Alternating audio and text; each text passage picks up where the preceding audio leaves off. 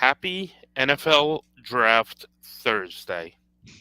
We've been waiting for this day for a little while now, Yeah, since the end of that February Buffalo 3rd. game in January and February at the end of the Super Bowl. Some of us have been waiting since Matt Patricia and Joe Judge were announced Yeah. as the offensive duo last offseason. There you go. There you go.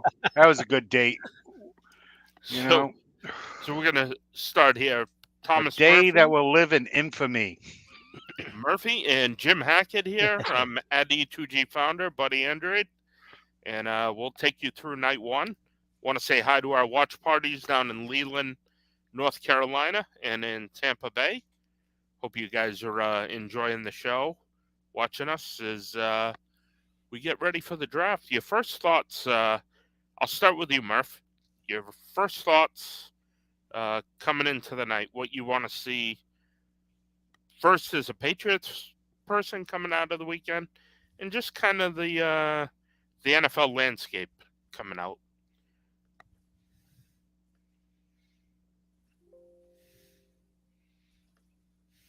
You're muted.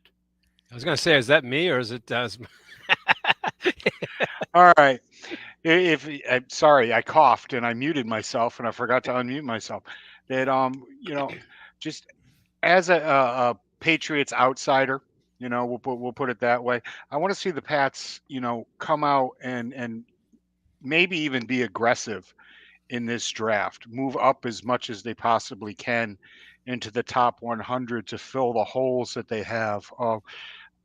The way I look at this draft, there's 8 to 10 game-changing players in this draft. A couple of them are on the offensive line, and after that, there's a muddled bunch of next-tier talent within the top 100. And I'd like to see the Pats make as many picks in that top 100 as they possibly can and fix this offensive line. People keep talking and talking about weapons and being able to keep up with the Joneses. We've got enough Joneses. Maybe tonight we could add a couple more to that stable, but fix the offensive line. That's first and foremost on my list. How about you, Jim? Yeah, I don't disagree. I saw Murph's article. Good stuff there, Murph. I saw your Thank you. article earlier in the week, and as I wrote, I tweeted it out, retweeted it, which I wrote was, spoken like someone who's been following the Patriots for a long time in the Belichick era, right? So, look, I'm going to start in being kind of a wise guy first, which is Sure. I fully expect to be disappointed. That's like our annual rite of passage as a Patriots fan at the draft. And look, so a couple of years ago when they did the big spending and it didn't all work out, like they had Matthew Judon was a good pickup, and everyone else was pretty much like C pluses to C minuses after that. However, it was fun. Right, that was a fun March, fun couple of days. The draft a couple of years ago with when they picked up Mac Jones and then Barmore and then Stevenson, that was fun as well. But historically, since 2000, even when they took Richard Seymour, I was at the draft party as a season ticket holder, and the place he was met with a round of boos. Belichick for taking Seymour because everyone wanted David Terrell. So it shows you. Yeah, it shows you what fans do and don't know, right? But that all said, I am always prepared to be underwhelmed, and particularly with the way Belichick does things. We all know his draft board is different, but I'm at a point of concern with the Patriots as it is with Belichick and his process because it's become very rigid. Mm-hmm. And as you get older, and he's now 71 years old, rigidity doesn't get and stubbornness doesn't get weaker as you get older. You dig in more. Yeah. And I wonder with his actions and lack thereof over the last several years. I mean, I wrote an article when I was at WEEI that was like, and that basically was, the Patriots have a problem. It's spelled BILL. And one of the things I surfaced there was, show me some good decisions in the last 4 years since they decided not to renew Brady. And Duggar's a good decision at the draft, although it was an odd pick, right, for all us pseudo experts, right? The Mac Jones pick remains to be seen. Stevenson was a good pick. Judon was a good pickup. Other than that, not a lot of great decisions, and not a lot of evidence that there's any willingness to change the process in that rigid way, which is building it from the inside out, which they've had great success with up through 2018. But I'm with you. They're in a predicament this year because the line for the first time in a really long time is weak. It is not Yeah. a strength of this team. So they do need help at the line. Now, they wasted a pick last year in the first round on Cole Strange, who I think will be a good NFL player, and he will I had the Patriots taking him in the 4th round. I There you was go. really happy, you Yeah, know? It yeah, was that's just an overreach. yeah, exactly. And what happens, and you guys know from being involved in sports, watching sports, playing fantasy football, when you overreach, okay, that guy might be a 10, 12-year NFL player for the Patriots, and that's Yep. great. But if you could have gotten 3 other players that could have given you 6, 7, 8, 10 Yep. years as well, then you messed up. So they can't go interior this draft. And it leads me to believe, and my cynical self is that they might. You know what I mean? Like Yep. if there's someone who maybe has been a swing tackle that can play a little guard, they can't go for a position that you can get later in the draft. And it's unfortunate that they're in the position because in 2018 they took Isaiah Wynn, that Yep. they're back at tackle again. So they need a left tackle. I think they need more speed on defense. I've been calling for that for years. I go back to that game against when they were in the 7-game winning streak, and Fitzy and I were on EEI. We were like the pre-game show on EEI, getting all excited when they went to play the Colts, and the Colts were just blowing by them, and they got a little quicker on defense last year. The Jones brothers, with Marcus and Jack. I call them the Jones brothers. Yeah, Oh, yeah. And going to be a big year for Jack. Yeah. So they've gotten quicker, but they still need to. So, I mean, an edge rusher, not a top priority, but always something that can add speed. You can maybe bookend with Uche. Also deep there this draft. Yeah, and I think linebackers in need, but also cornerback. Where Belichick has been so rigid in his process about not adapting with the way offenses are played and trying to zig when other teams are zagging.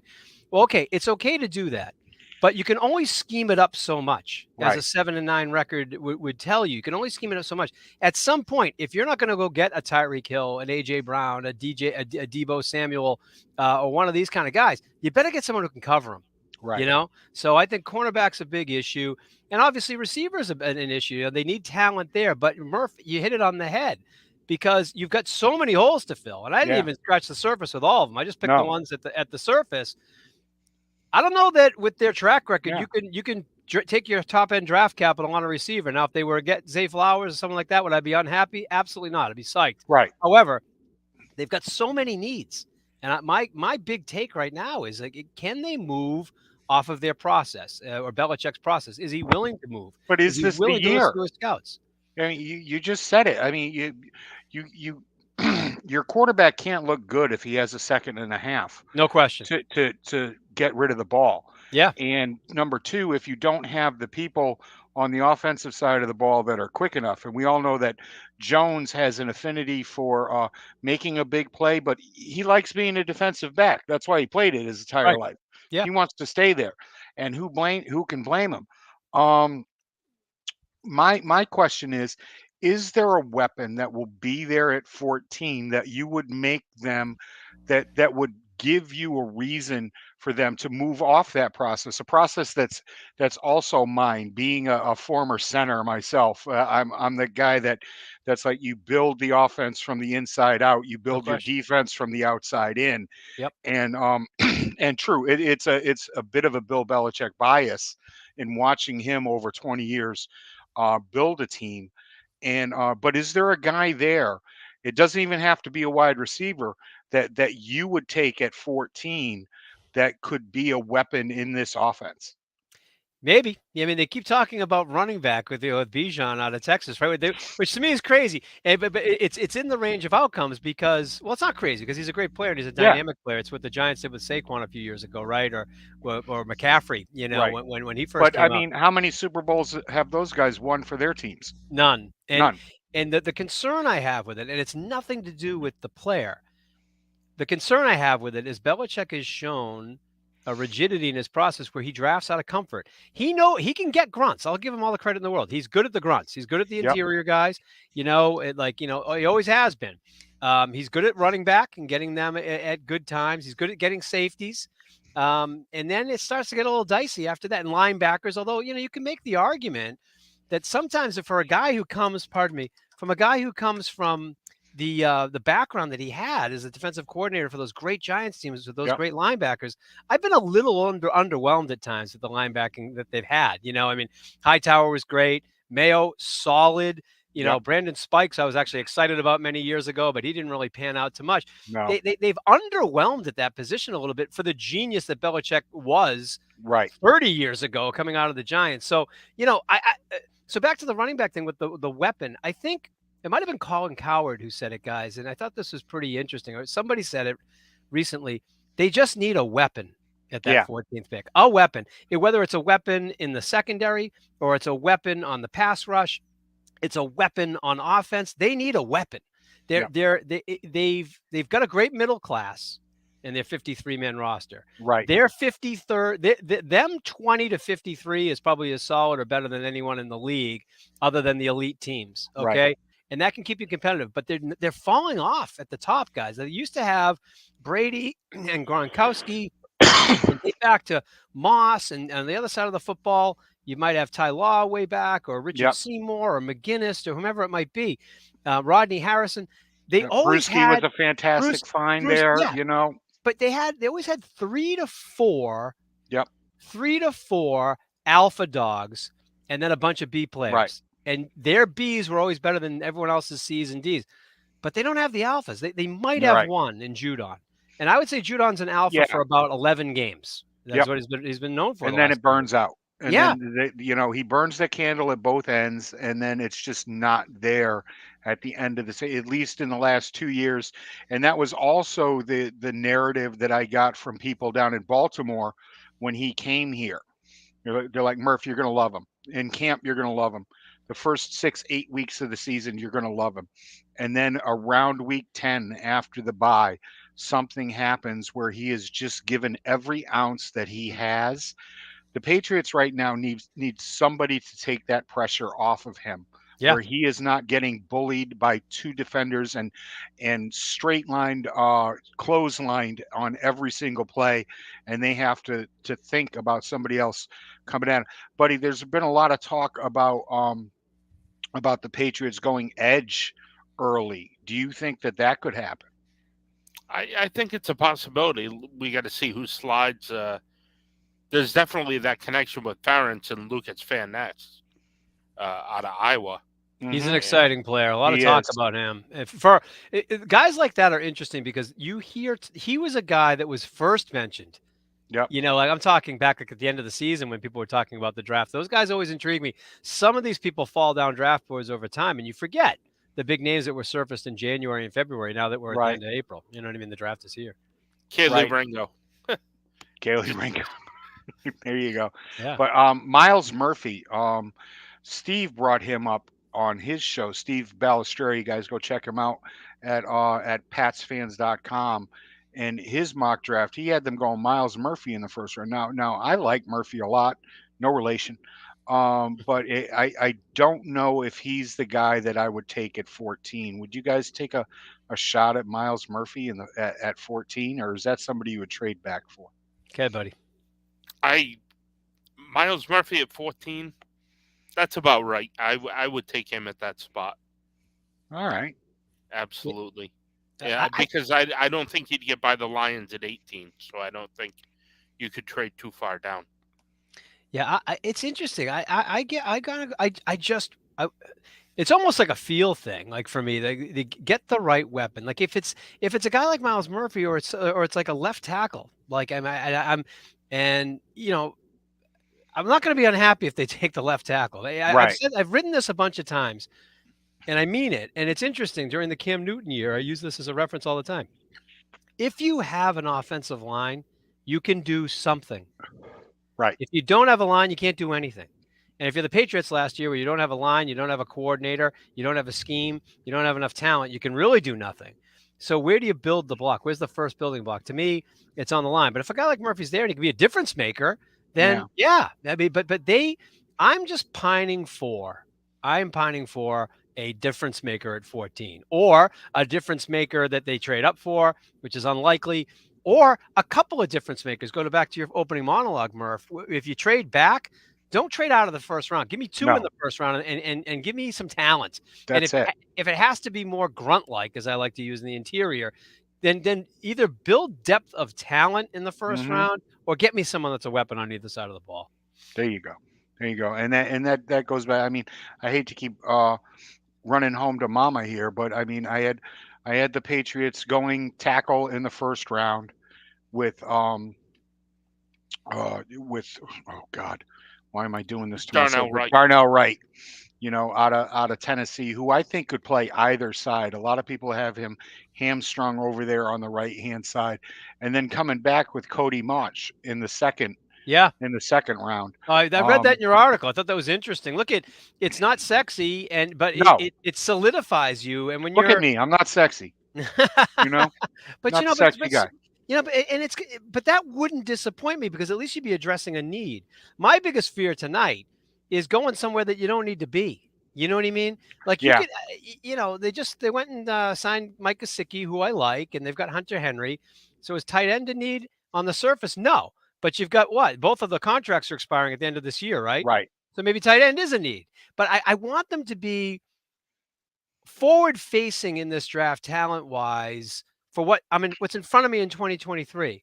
Because if they fail in 2020, if Belichick fails again in 2023, things could change dramatically going into 2024. So I'm less worried about positions like tight end as an example. Yep. If you can, sexier than offensive line, but if offensive line is going to help you this year and moving forward, I'm more for that. Right. Now we need Claire in here because Claire's the tight end guru. And unfortunately she's not going to be here with us. I had the Good Pats class. grabbing. Yeah, it is. It's a fantastic class. And I've got Tucker Kraft, the kid out of South Dakota State. Now, I got burned a couple of years ago when I fell in love with Jodan Duncan. You guys remember Jodan Duncan out of Dixie? And he never ended up making it. He ended up getting drafted by Denver. It was a bad situation there, but the comparison is the small school stuff. Now, does that frighten either of you? I mean, he came from a small school. The competition level wasn't quite as good, but I thought he held up really good in the Senior Bowl circuit. Yeah, I'll take that. I mean, the truth is, like, if I'm going to pile on like Belichick, he does pretty well with the small school stuff. I mean, Yeah, either of you guys heard of Lenore Ryan yeah. when they No, took? I I had mean, to look it up that day. yeah, What? honestly, didn't even know it was I never heard it to be anything, a department store, a university, a high school, never heard of it. So, but then again, right, he was right on that one. Cole Strange, smaller school, Yep. not an overly impressive rookie year, but you can see there's some building block stuff there. So no, it depends on the position too, guys. Like for me, small school can worry me a little bit, like at receiver. If Yep. they haven't gone against like high end cornerback talent, that could be a little scary. Safety is a position like a guy like Duggar. He had all the measurables, right? Strength, speed. I mean, he was, Yep. that translates no matter the school. It turns out he's a guy that someone in the SEC probably should have taken, Yeah. but he kind of fell through the cracks, right? But there are some positions that worry me in smaller schools. Pass rushers in smaller schools. They're not Yeah. going against No. the Right. top line offensive No. line talent that's going to be NFL They're ready they're at some they're point, going against gym teachers. They Yeah. they are. That was me. I was the small school frickin' center, and somebody looked fantastic against me that day, and you end up getting into the grabbed in the NFL draft because you're right. They go up against those guys every Saturday. Yeah. Yeah. And so pass rushers, receivers, even corners, Yeah. at smaller schools, because they're, when you've got metal as a corner, if you're a corner at Alabama, and you're on the top of people's boards, you're going up against real people. So those kind of one-on-one situations worry me with the small schools, but stuff like even quarterback doesn't worry me so much, like No. Garoppolo, Yeah. I mean, if you've got those, Eastern Illinois. I mean, yeah, they who would think that a guy from Eastern Illinois would be playing in the Super Bowl? right. You know? Right.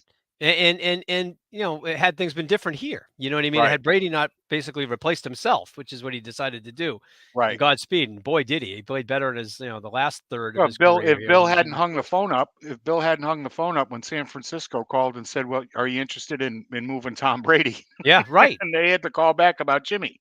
Yeah, right. And then the other thing too is not taking the call, right? I mean, no, not making Yeah, enough calls. It's trust a career salesperson. Like you got to make more than one call. right. You know what I mean? So To the it's same person. Yeah.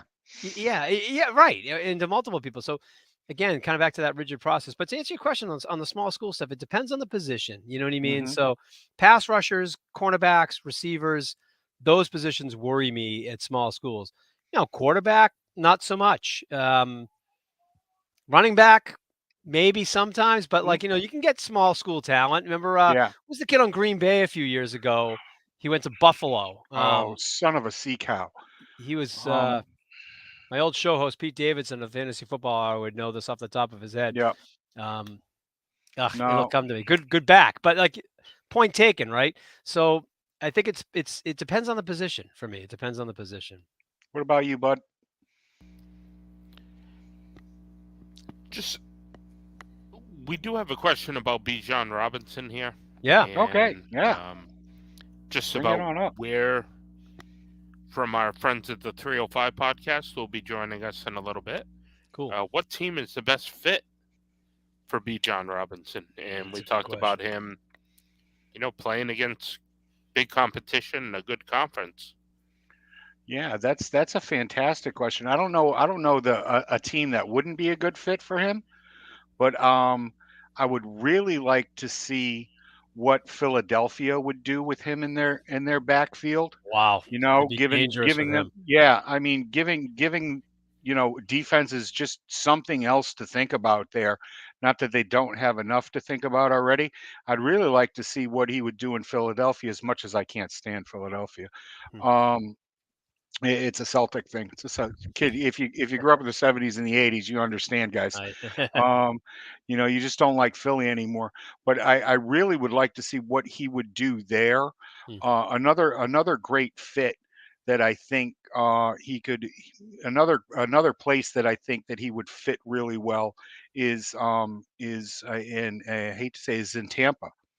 I think Tampa could do yeah, really well, but then again, Tampa's in the same boat that the Patriots are in, needing to really fill out their offensive line, and also, just as a third, we'll stick in the great country of Florida, my least favorite foreign country, Florida. Um, have they I think seceded yet? Have they seceded from no, the they union? do. I'm working on it, man. I'm working on it. But Duval over there, I think the Jags would do really well with him in their backfield. Yeah, I got one. Yeah, just because it's kind of a fun offense. How about Arizona?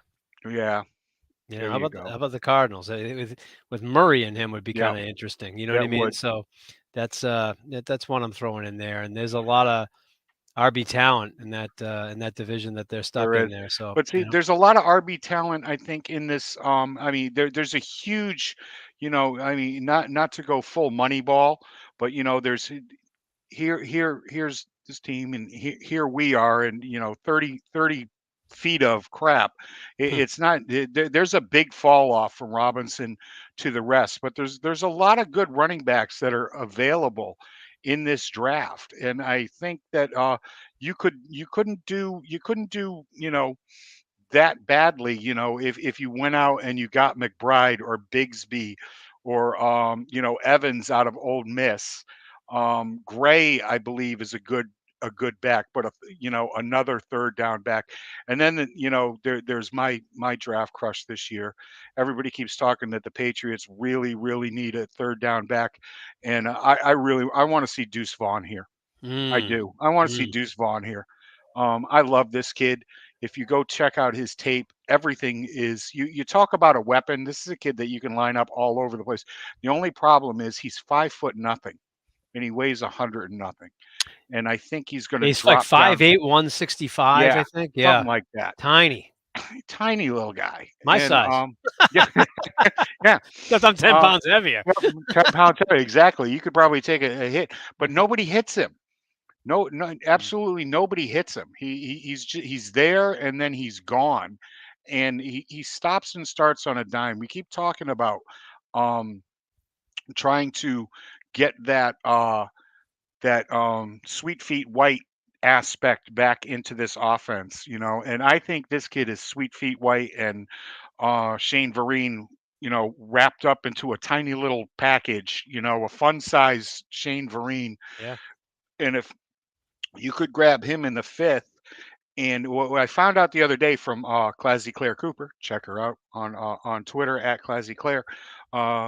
His dad is the scouting director for the Dallas Cowboys. So I'm a little scared that the Cowboys are going to grab him Yeah. before the Patriots too. Yeah. Because It's interesting though, because I mean, this is the third down back has been such a prolific part of the Patriots offense, and it predates Belichick. It comes right from the tree with which Belichick is born with Parcells. You know Yep. what I mean? With David Meggett, and then with the Giants. But Wow. then he came to the Pats. He brought Meggett with him. They had Leroy Thompson for a while. That was a huge part of their offense. And then Kevin Falk, who he kind of he is part of all three eras. He was drafted with Parcells. He played through Carroll and flourished under Belichick. And that's really kind of in the Belichick era where it starts. This guy kind of sounds like Danny Woodhead. Danny Woodhead would just sneak under people. Right. And that reminds me of, like, this is a different position, but Flutie. Flutie was a master at avoiding hits because he was just like so far below everybody. Yep. He would get tackled. His lower back was getting the hit, not from the top up, which can really jar your body, and it could be bad news for a quarterback. So he missed a lot of hits, and this kid, Vaughn, sounds like the same kind of body type that might be able to avoid that. He is. They've made hay like that before. I mean, Woodhead was an effective player, and they didn't even really use him. He was more of a ball carrier than a pass catcher. He was more of a pass catcher, and that's the thing that I love about Vaughn so much is what he can do out in space. I keep screaming week after week, where are my wheel routes? Where are my wheel routes? But this kid is the wheel route machine. He's the guy that sits down in the middle of a defense. He finds himself a hole and nobody sees them. Yeah. They just don't. Everybody's up here and he's down here and nobody sees him. And the next thing you know, he's breaking off a 60-yard gain. It's fantastic. There's a weapon for you out there, folks. And whoever gets this kid is going to get a football player. And I tweeted out today that when I'm looking at a draft, when I'm looking at players, measurables are probably the last thing that I look at. It's film and what they do on film that really lights my fire. If I see a football player, he's a football player, and I'm really not interested in what he did in the 3-cone. Yeah, I agree with you. And you would think that like someone like Belichick would actually think that way. But you mentioned 3-cone, and there are certain. I think he's more about like football IQ and bloodlines, which I also like. You know what I mean? Me too. But they do. Although I'm not a Joey Porter fan, I'll just put that out there. Yeah, a lot of shade on him coming in the last couple of days. But there are certain measurables that are, just back to the Patriots for a minute, that they seem to really value. And this 3-cone one almost feels like a little bit of a blind spot. I get it with the quickness and how they use the slot and that wheel route for like the third down back, which needs quicks more than it needs speed. But do those specific measurables actually lend themselves to making bad picks at receiver? Like maybe not taking into account some of the other skills that might pop at the combine, because they sure had a tough time, there. I mean, it's been brutal. And I just go back to that 2019 draft. I mean, just who you didn't take. Right. AJ Brown, Deebo Samuel, Deontay Johnson. I wanted Deebo so bad that year. It was perfect unreal. Patriot. Perfect Patriot. Patriot. Hybrid player. It made no sense to me. And there's guys I'm missing. AJ Brown, Deebo Samuel, Deontay Johnson,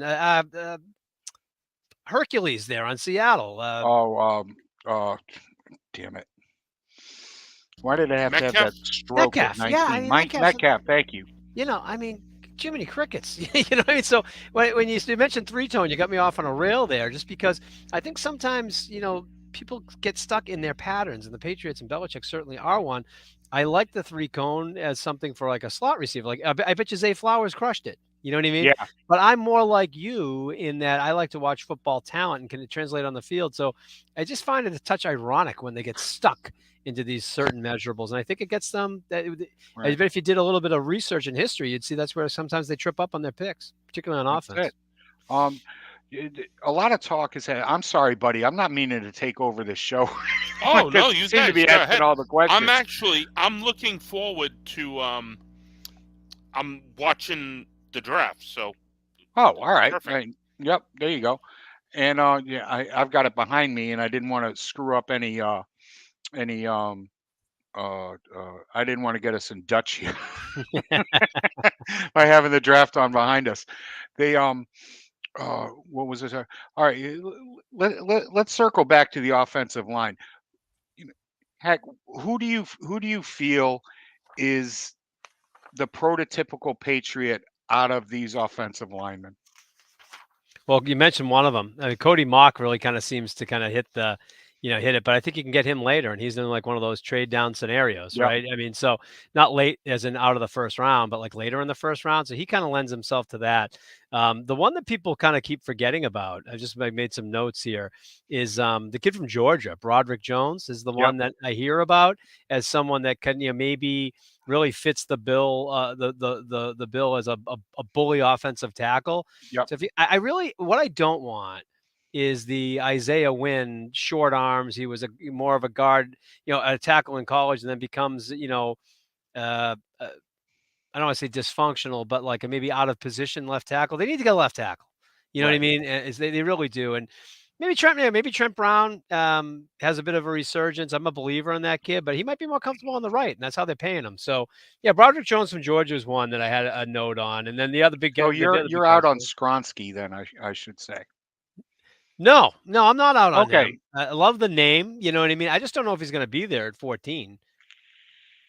There you go. I mean, it's just a lot of talk has been about him not being able to play tackle at the next level because his arms are an inch too short. Well, that's the thing.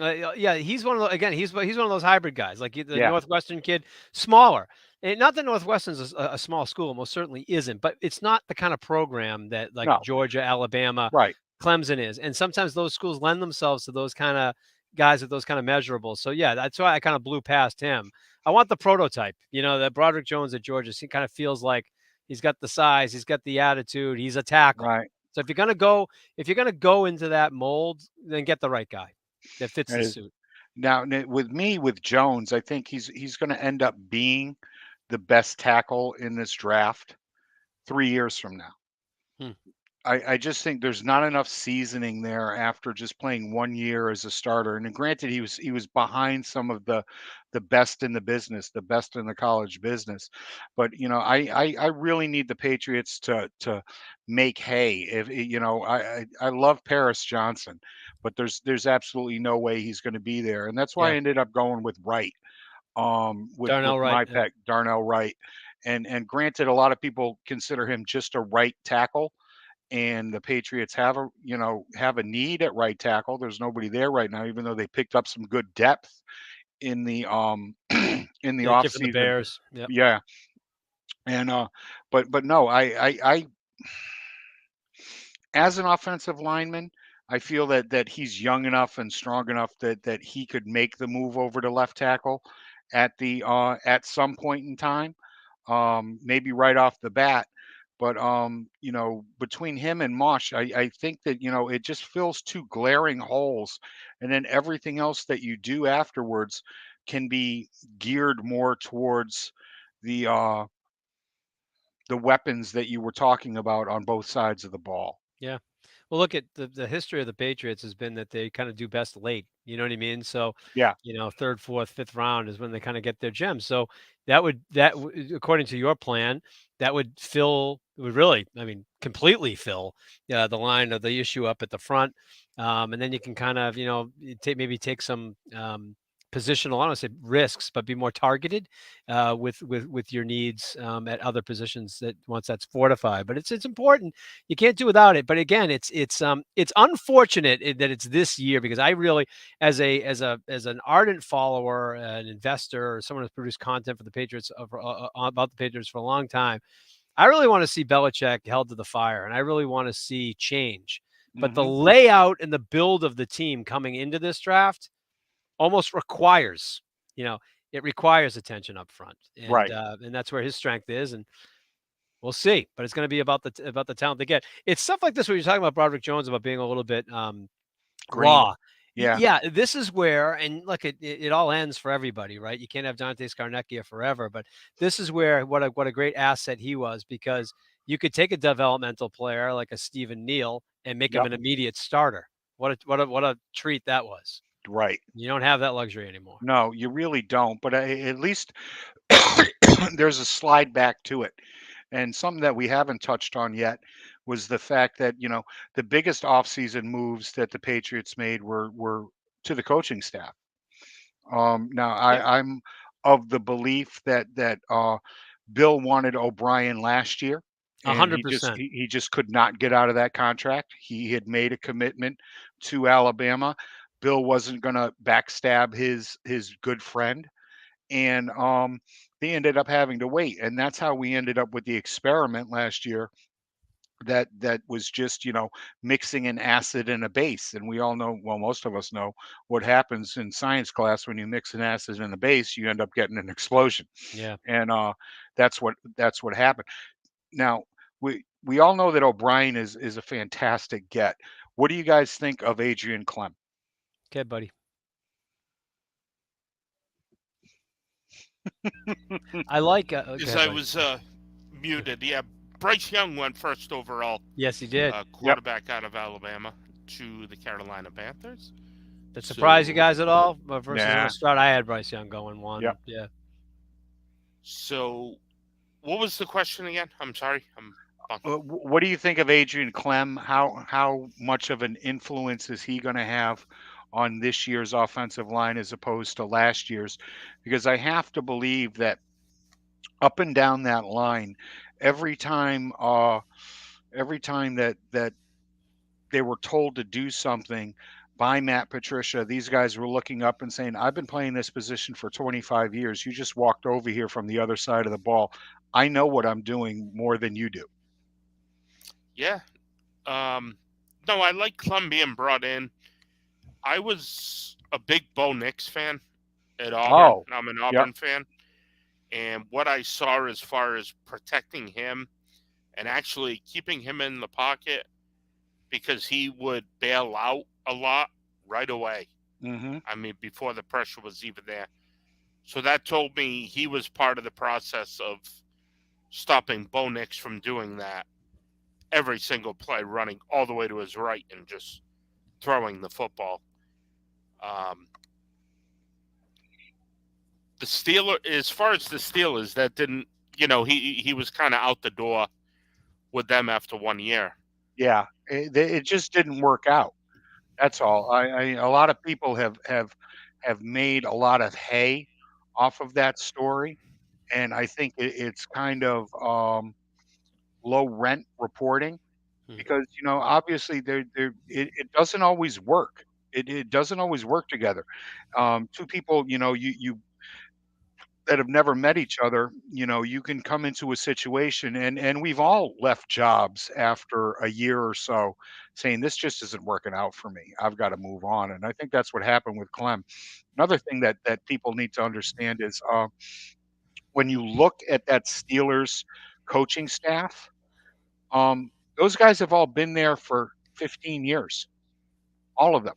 Nobody is calling about their offensive coordinators and defensive coordinators and defensive back coaches, even with the success that they've had. So I mean, what does that tell you? To me, it seems like there are a bunch of guys that walk in the street. All of our boats have to move in the same direction, and these guys don't have any real original thoughts when they go into interview for other jobs. And it's always stuck with me that why a team that has had so much success has not had any turnover in coaching. Part of that could be culture too. That's the Yeah. negative. That's the negative side of it. And it's probably realistic. There's probably a lot of merit to that, but they've got a pretty good culture over there. I That's think true. in building legacy. And I always thought that we have one. I wrote something about. It was about the time Scarnecchia retired. So when was that? 2018. 18. Around that time. That the brain drain that the Patriots have Right. suffered. And it dates back from like the first wave of success, losing guys like Rob Ryan or Brian Mhm. Daboll originally, Pioli, You know, Yeah. people forget the magic between the Patriots building what they built. You know, Pioli Yep. was a big part of that. He Dimitroff was a was. part of that. And with all the really bad drafting kind of happened, you know, post all those guys. Right. So, but to bring it back to the Steelers, you know, they haven't had in the last 20 years. They've had success, but they Yep. haven't had the level of success the Patriots had. No. And I think, excuse me, when you have that level, you are susceptible to getting plucked more. And the Mhm. Patriots might have done their coaching staff a favor by like, being so marketable in like Mhm. the coaching free agency like world. Like we Right. have to replicate what they're doing. We have to replicate what they're doing. It could be that the Steelers who finished second best, third best, sixth best so many times, Yep. some of these guys slipped under the radar. I'll tell you one thing that hasn't slipped under my radar though, and I want to get back to Clem, is and I've written about this and talked about it. You know, the Steelers are pretty darn good at Yeah. drafting and developing receivers. There's no salary cap on coaches. So Bill Nope. Belichick can pay Matt Patricia nothing and Right. let the Lions pay for his salary and let the Giants pay for Joe Judge. But there's no salary cap on coaches. So No. what or scouts. So what has anyone ever made this call to Pittsburgh? Hey, Pittsburgh. Hey, Murph, if you're the Yep. scout for Pittsburgh, for the receivers. We obviously have trouble drafting receivers. What do you make? Yep. I make 250. Okay, let's call it 500. Come Right. work for us. Come work for us. Have they ever had No. that conversation? And this is what I go back, I'm going to tie it back to Adrian Clem. I'm rooting for Adrian Clem. I'm just happy that they got someone who has played offensive line, There's a who has working coached knowledge of the working knowledge of it that's in that position. So bravo, Belichick, Yep. for doing that.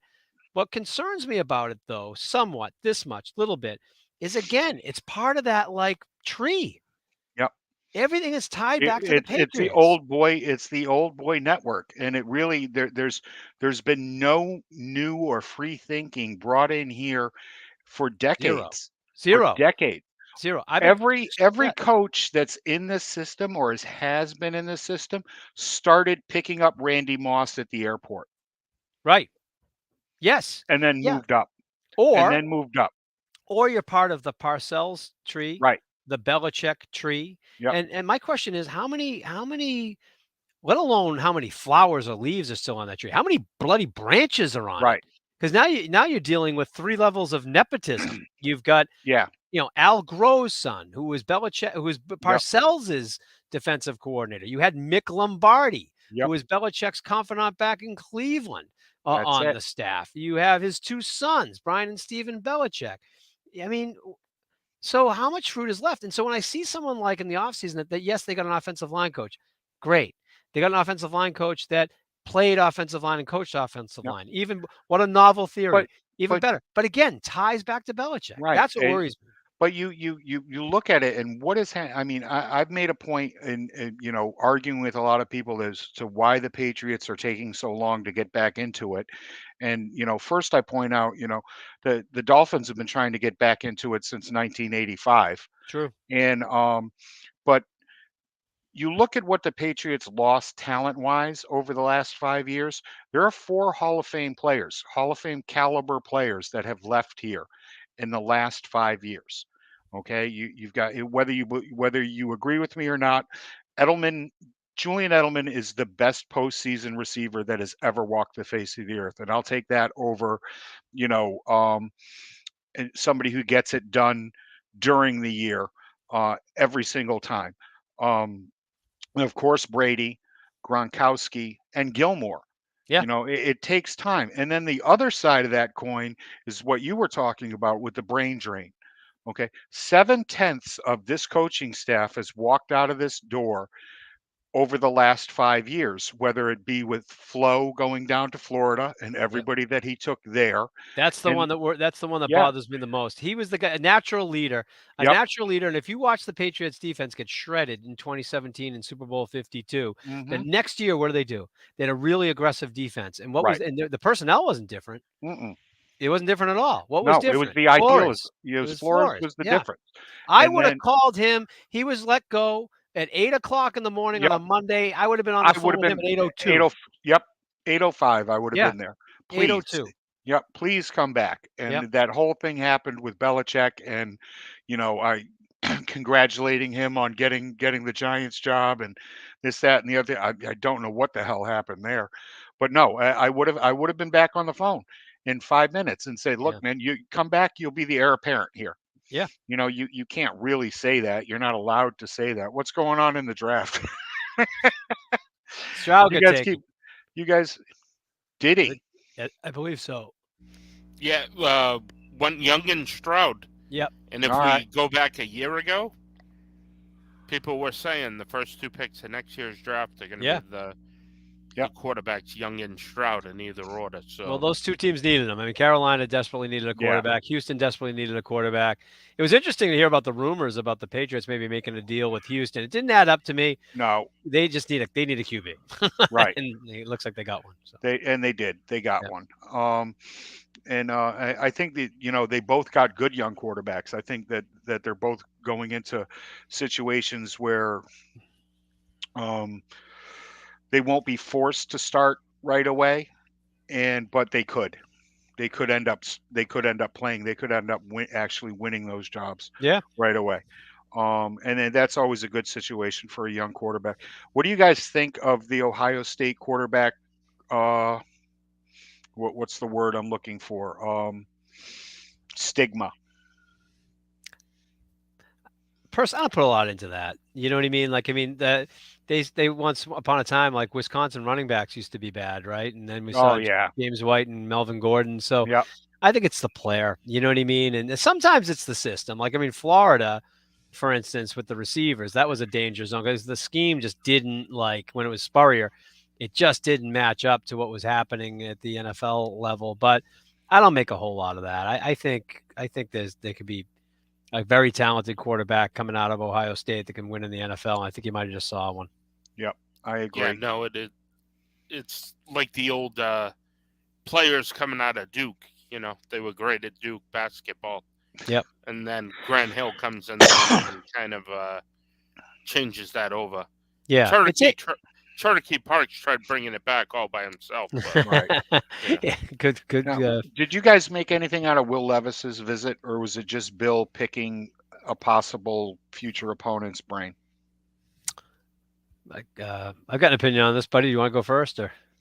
the Will Levis visit,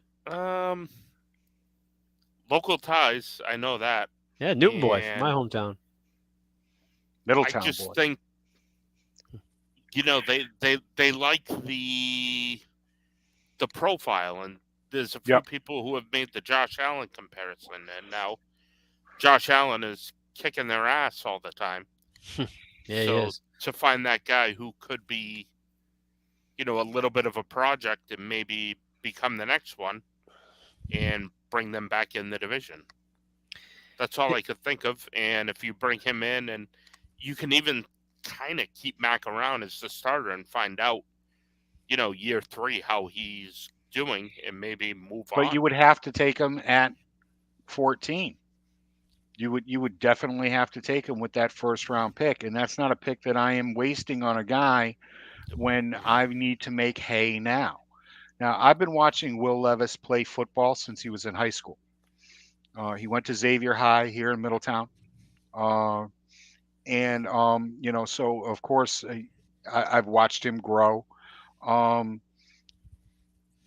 A lot of talk this week was made by good friend Mike Giardi about how he walked in. He didn't interview well. He didn't interview like like you would want a quarterback to interview. Now, I'm not sure what that is really. You know, Maybe is it entitled and not hungry. you know, yeah, Maybe that. or not, or a lack of swagger. Hmm. Somebody that wasn't really beloved by his teammates as a leader. I didn't see that on the field from him. I think this kid is a great quarterback and going to be a very good quarterback at the pro level.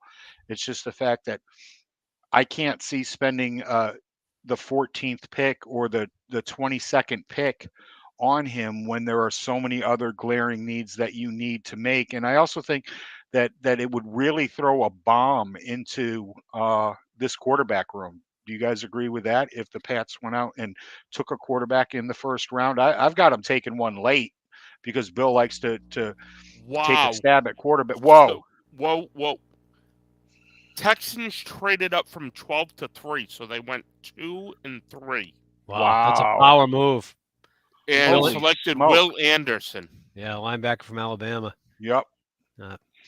That's a power move. Good for them. So they were definitely so this is interesting. So this brings up so the conversation was going in an area I wanted to go into, if I may. Okay. Yeah. And then this brings up another piece of the conversation. So there was dialogue talking about the Patriots talking with Houston. Well, Houston's definitely been talking.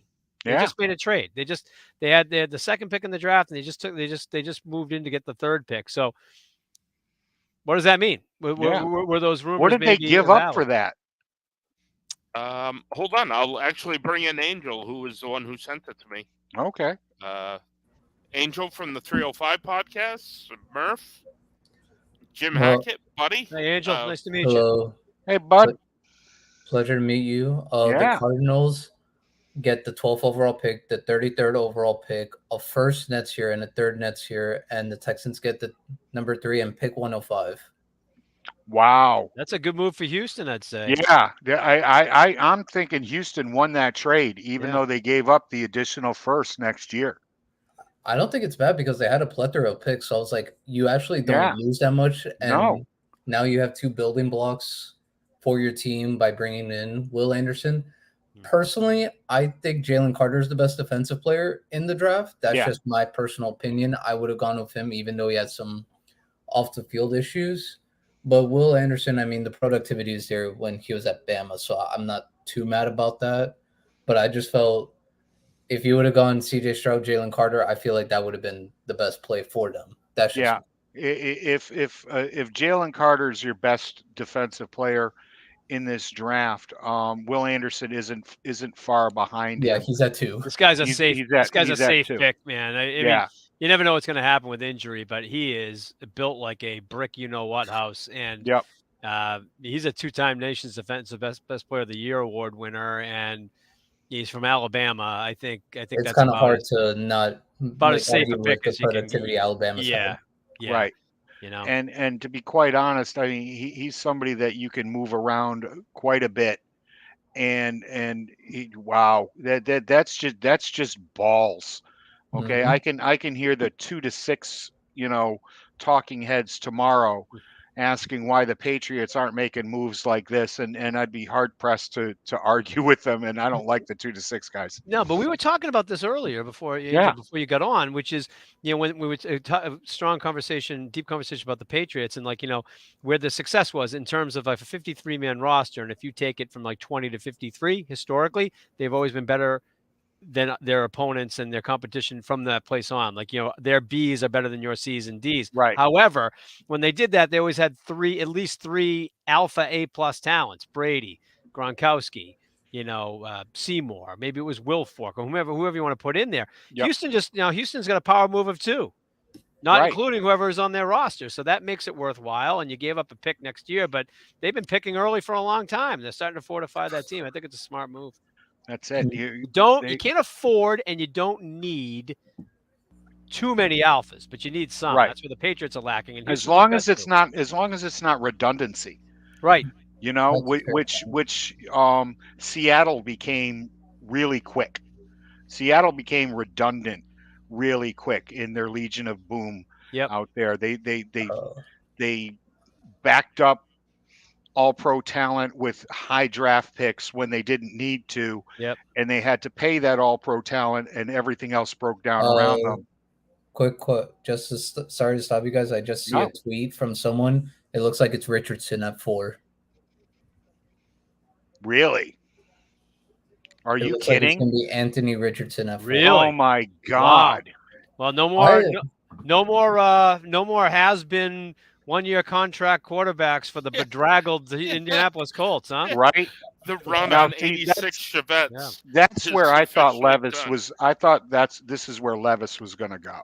I mean, I've heard you guys talk about Will Levis. I mean, Miles is kind of like on the same point with me. I know he'll join us in a bit. He just had a dealing with work. We just both agreed on Will Levis. We just don't like him as a prospect. I'm not a big fan of his decision making as a quarterback, which is like. That's a big knock on me. That's why I just was like, all right. No. My quarterback ranking, I had Bryce at 1 just because I love his decision making. Where Will Levis is like there's this place where I'm like, bro, what are you doing out there? Like, are you sure you watch film on your opponents, or are you just watching yourself like throw the football? No, I think Levis falls into that Josh Allen early pro career and definitely his college career, where he feels that he needs to make the play. You also have to realize that Will Levis isn't throwing to the same guys that these other quarterbacks are. Wandale Robinson. Right. That's it. You know, he doesn't have the same talent around him and definitely in front of him on that front line. Now, I'm not trying to make excuses because I watched this kid play football in high school. I'm really not. I just think that he's better than his film has shown. I think his arm strength is off the freaking charts. But I mean, all we have to do is go back. I mean, we can go back to a lot of different quarterbacks that had great arm strength and were idiots up top. I mean, I've never sat down and talked with the kids, so I don't know if that's the case or not. But I can definitely respect your opinion. Yeah. I'll give you what I think when I think of Will Levis. To me, this is a reference I think only Buddy and Murph are going to get. I apologize, Angel, but I will say this. Go ahead. I think Jeff George. I think of Johnny Bravo. Ooh, get that reference? Johnny Bravo. He fits the suit from the Brady Bunch. Yep.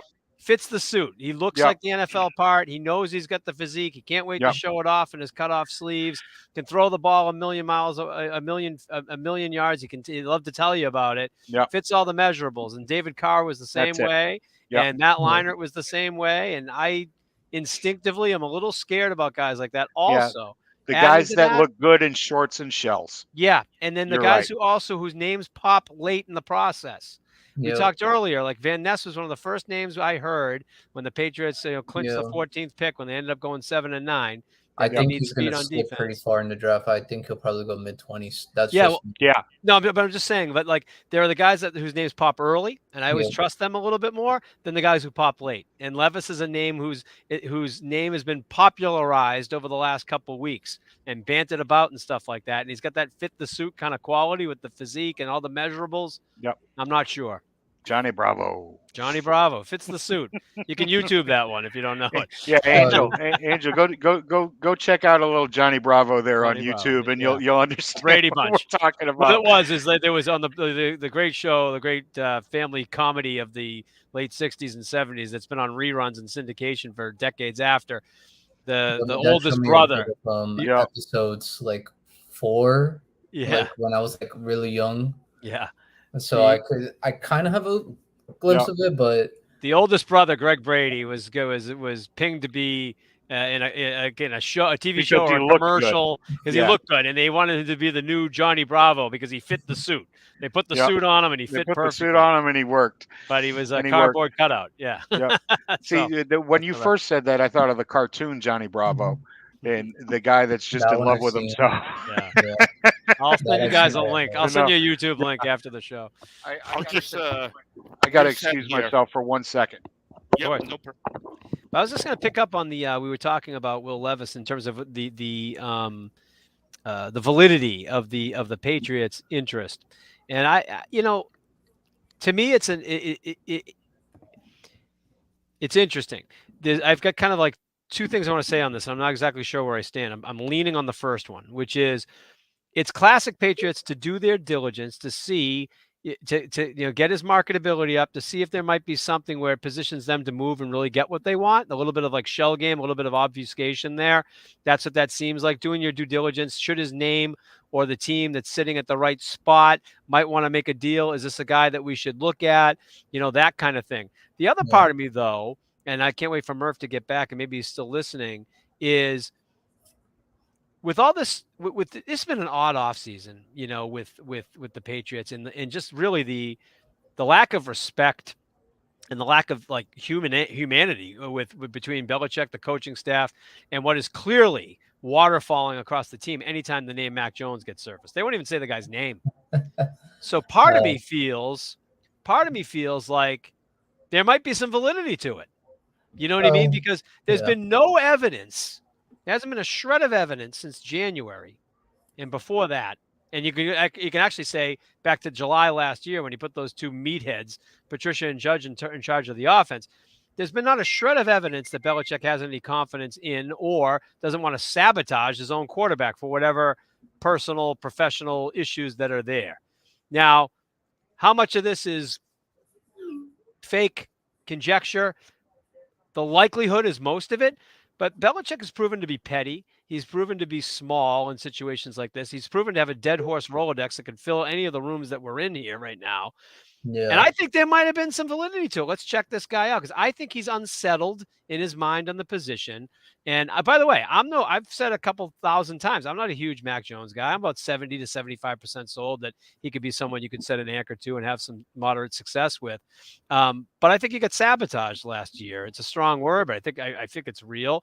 And I don't think that Belichick liked the way that he handled it. And I think he's got an axe to grind. And I think that, part of this could be real. The other part of me thinks that it's all just part of the process. We've seen this kind of stuff before. It's due diligence. And that's probably where the truth lies. But I think there's truth in both buckets. I really do.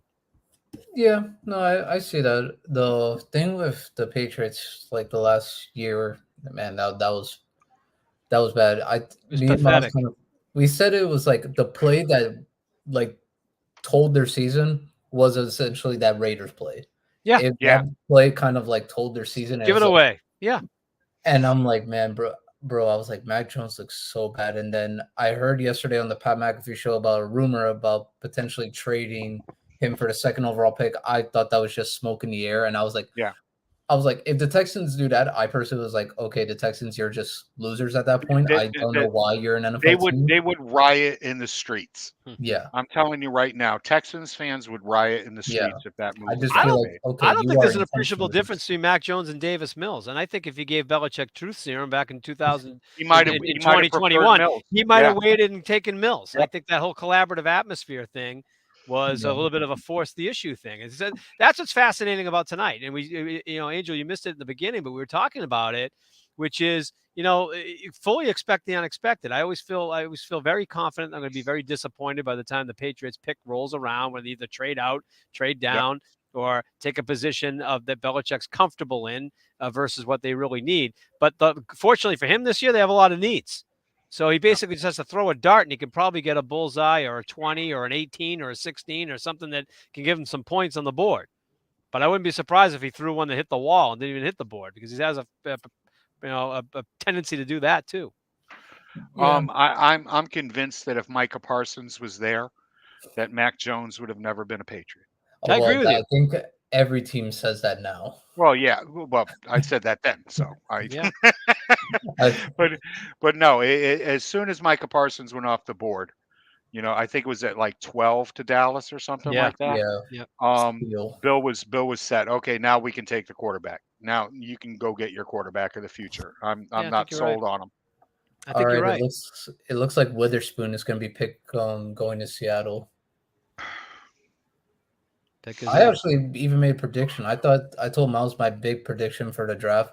I said to me, if I was Seattle, I would call Atlanta, and I would ask the asking price of AJ Terrell, and pair him with Tyreek Woolen. That was my prediction, and say if you could draft a defensive line, and then if you trade AJ Terrell, that to me was I feel like you can really build on that because I think the 49ers have so many weapons, but I think it's Witherspoon I'm okay on. I'm not really high on him. I personally like Christian Gonzalez more just because I feel like in the Pac-12, nothing against any of the corners in the other divisions of football. But if you play in the Pac-12, you have to run a lot and go up against really high-powered offenses. Yeah. So to me, they're more used to now the NFL experience. Yeah. Where it's you're going to be facing a lot of West Coast offense, a lot of teams that like to run the ball, mobile quarterbacks that like the run. So you're more equipped coming into the NFL than a corner coming out of the SEC or the ACC. Christian Gonzalez seems to be the guy that football players that have microphones now seem to mention a lot. Right. You know what I mean? And I always kind of take I take that with a grain of salt because when they're forced to speak, they usually don't say a whole lot. Right. When they speak up, when they give opinions on certain players when surfaced or unsolicited, I take interest in that. And Christian Gonzalez is a name I'm hearing a lot. Yeah, Gonzalez. He to me he goes back to not Johnny Bravo, but he's the guy that looks really good doing it. Yeah. I still think he's I don't like how slim he is. All right. That's a I fair. don't think he's very strong, Mhm. especially at the line. And finishing at the catch point is been an issue for him. He's breaking up, but he's not a finisher. So that's it. I really like the um Witherspoon. I'm not a huge fan of Porter. Well, Banks. Banks is oh God. Everybody loves Banks except me. Hmm. Okay, I don't. I can't. I can tell you why I don't like him, but people are gonna. He keeps getting beat long. Okay, he keeps getting beat over the top. All right, I don't like that. I don't like how handsy he is. Okay, those are That's a those big. are those are those are those are flags at the next level. He You gets can't away even with this if you in lift your hand and don't touch someone, right, you can get a flag in the NFL. and unless you're Sauce Gardner for some reason. 'Cause, yeah, I've never seen anybody more grabby in my life than Sauce Gardner, and I thought that he was going to get flagged up and down last year, and he I didn't. could actually challenge that. Eli Apple. Oh, Ooh, yeah, absolutely. I But defer. the thing Thank you, about sir. Gardner is, I think the refs almost give a player like Gardner, sometimes players like that, not a pass, but they're A they're little a too little. much respect. Yeah, but it's because the position he's in. You know what I mean? Like that's the difference.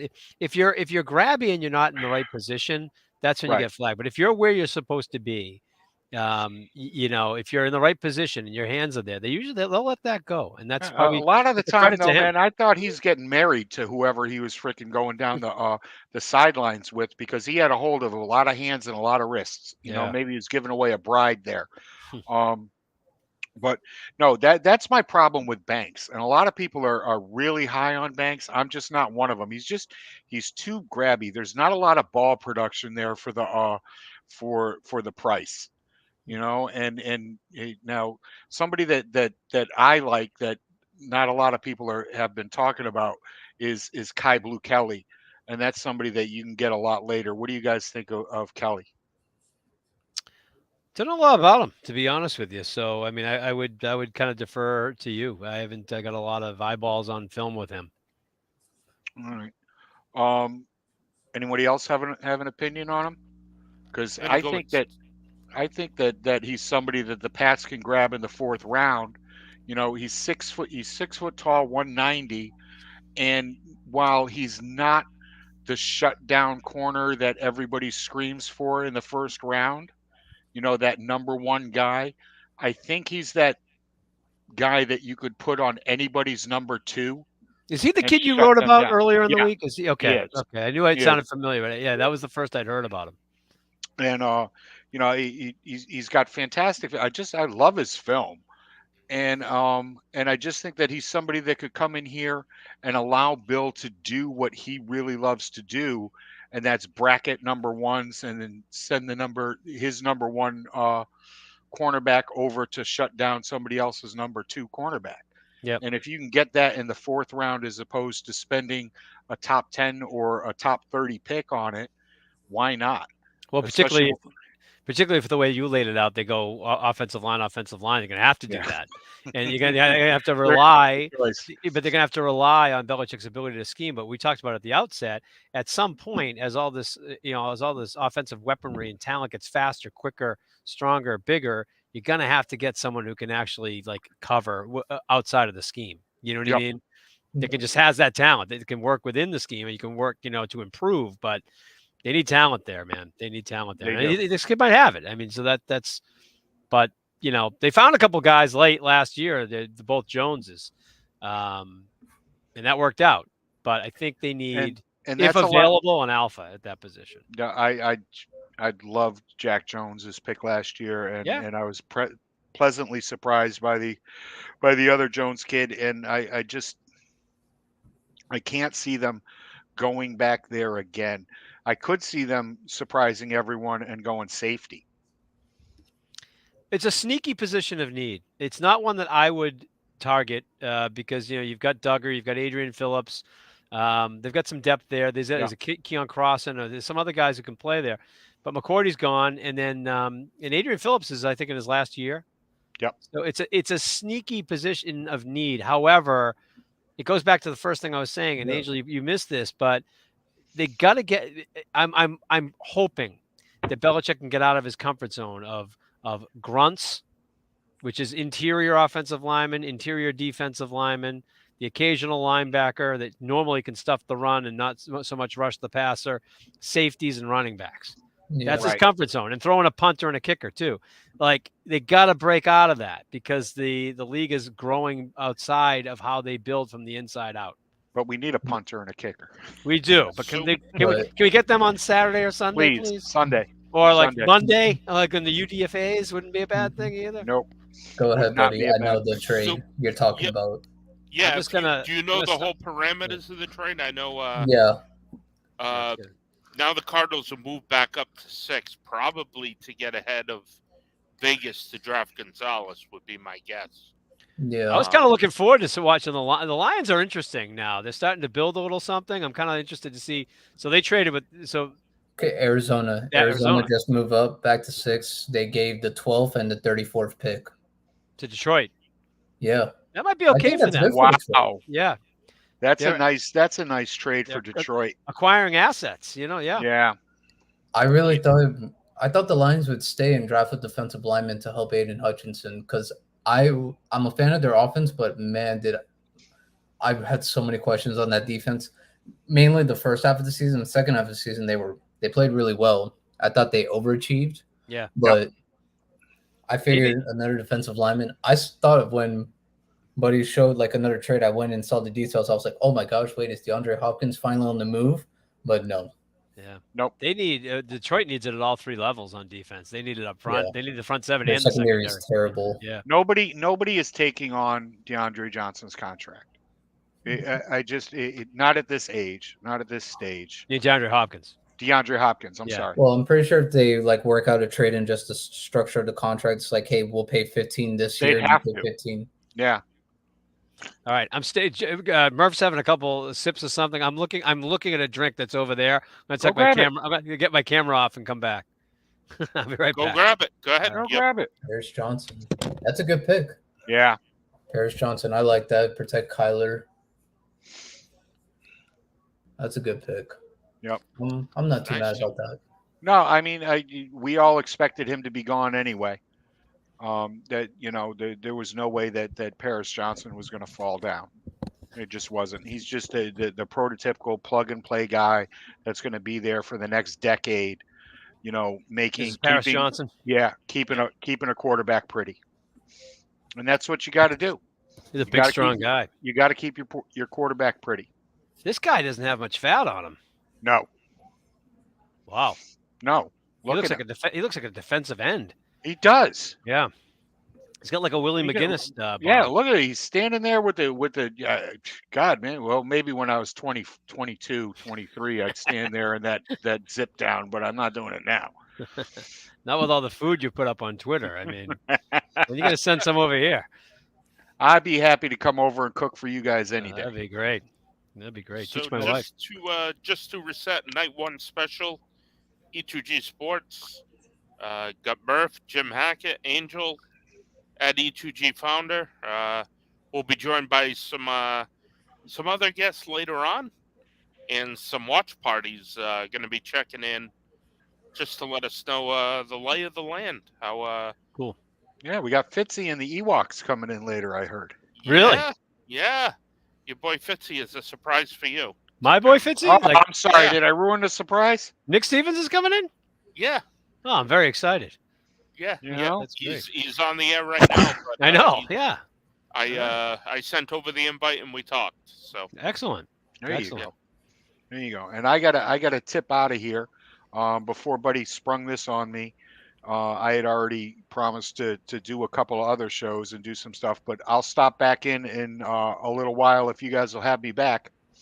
Sounds great. Yeah. You know? we'll take you. Love spinning the arm with you, Murph. Little Irish exit here. I'll talk to you guys later. Sounds good. It's a pleasure meeting you, bud. Really was, man. That's some great insight you got. Oh, yeah. Well, I mean, Twitter is probably the best fast breaking news you can have. Yep. Yeah, so if you got the picks right there, just let us Oh. know. But no, Shout 'em Paris out. Johnson going there. That's a nice, safe pick. 5 years. Yep.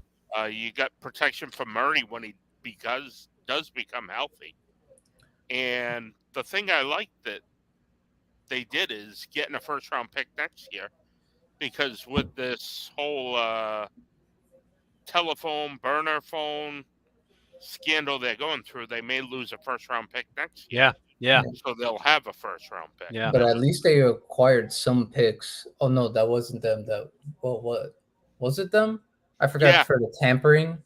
They got like those extra mid-round picks, so that way it could at least help them. If they lose any picks, they can just trade and potentially get maybe a second or of late first, if anything.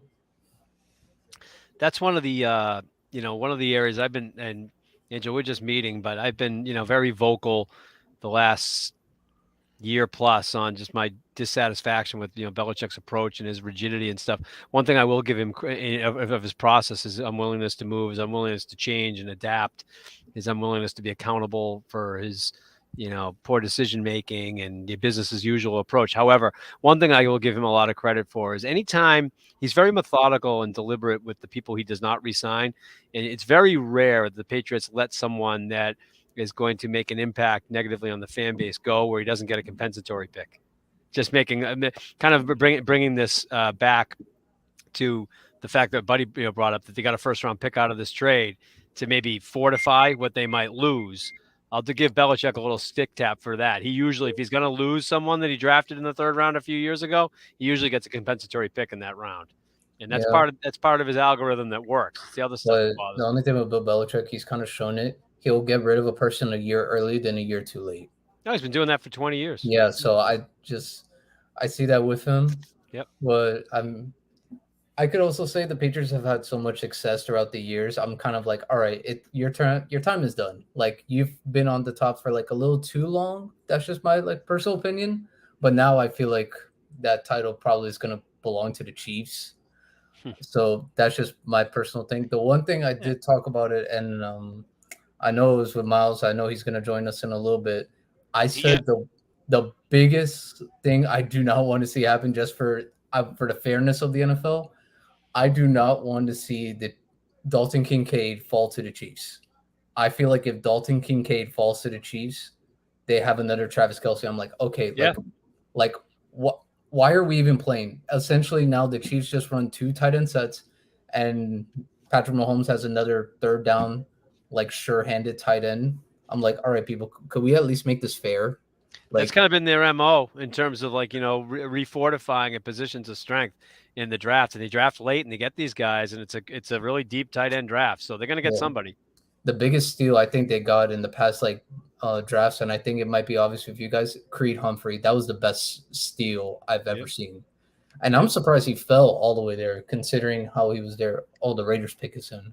Yeah. Who did they get? So the other part of the 305 team, Miles, joins us. How we doing, Miles, tonight? What's up, guys? How's everything going? Hey, Miles. What's up, guys? I can't believe Texans traded back up to that 3rd pick. Bro, that was a ninja move. That was a power move. I wasn't move. ready for that one. Yep.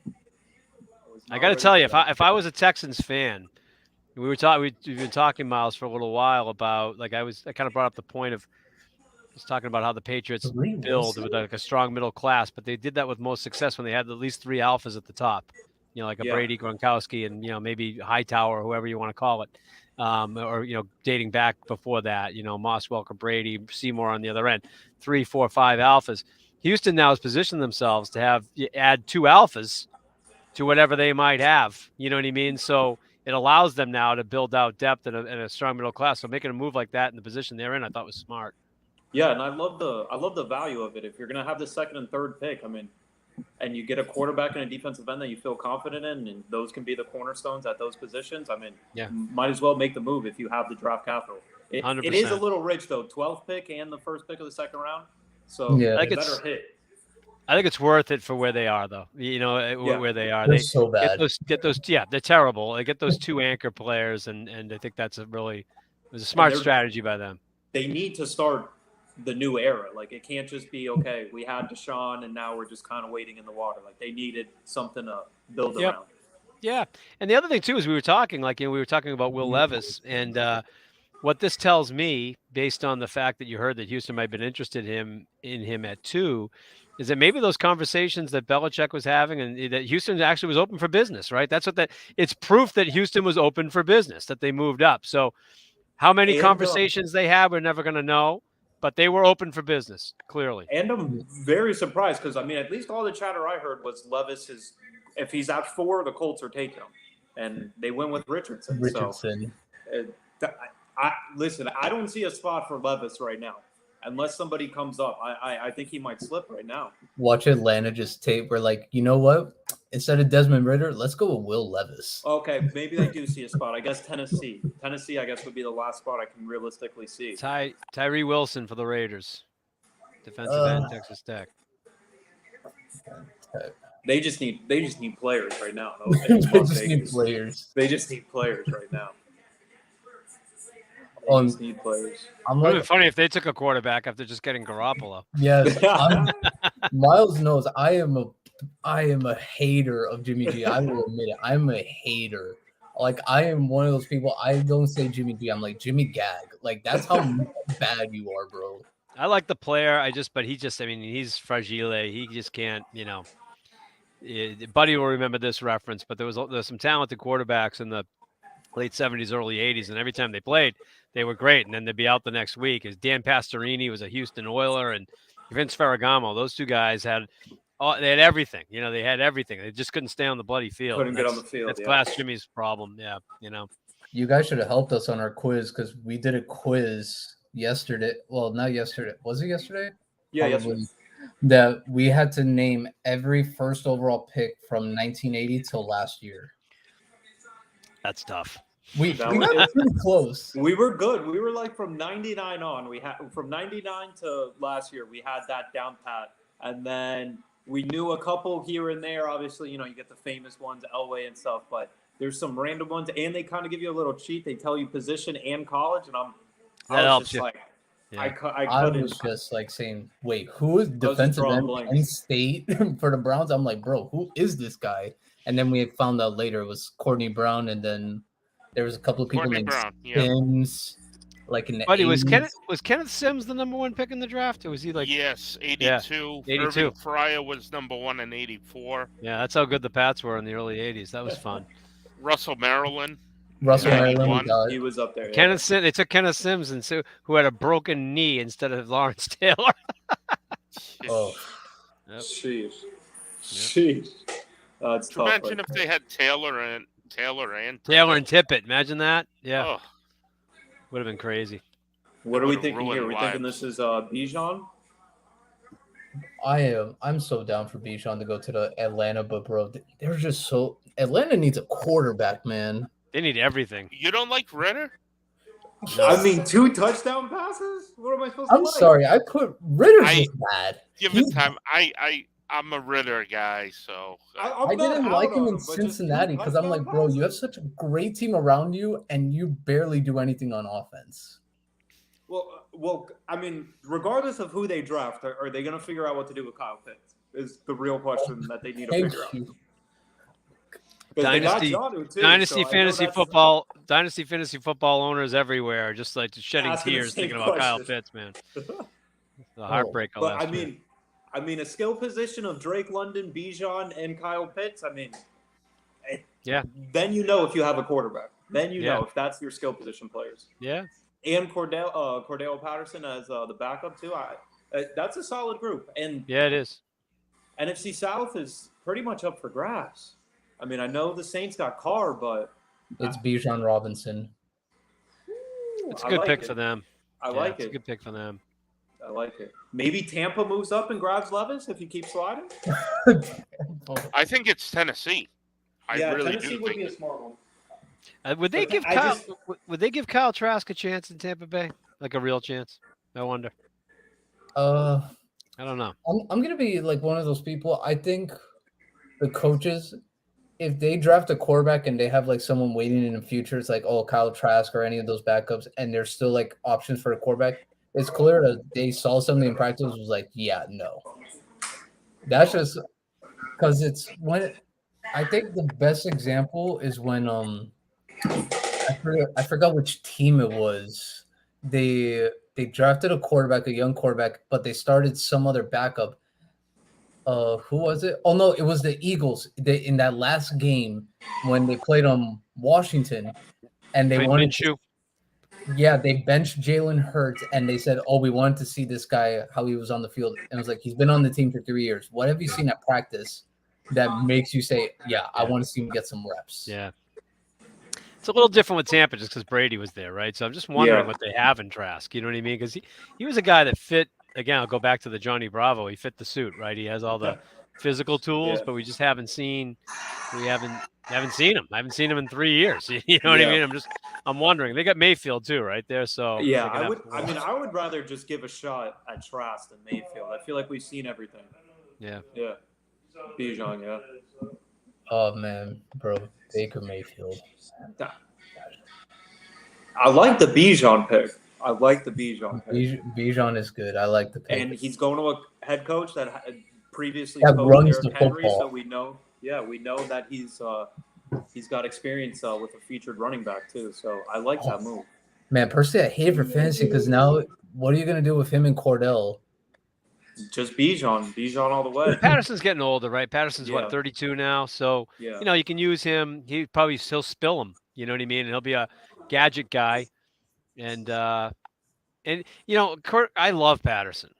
I love Patterson. I've had him like on every fantasy team since he came out. I used to watch his film at Tennessee, and he blew my mind. I've been high on him. I was so psyched when the Patriots got him several years ago. People got in a big argument on Twitter with DJ Bean. He's like, "Why'd they got a special teams guy?" I'm like, "Dude, Belichick's gonna." As much as I kill Belichick, he's gonna know how to use this guy, and they unlocked him.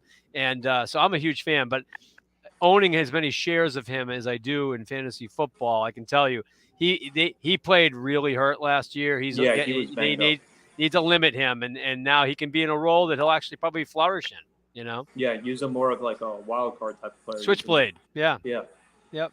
Oh, man. Man, that's a good pick. Now I want to see what the Bears do. They just traded with the Eagles. The Eagles moved up from 10 to 9. So what do we think? We think the Eagles move up to get Carter?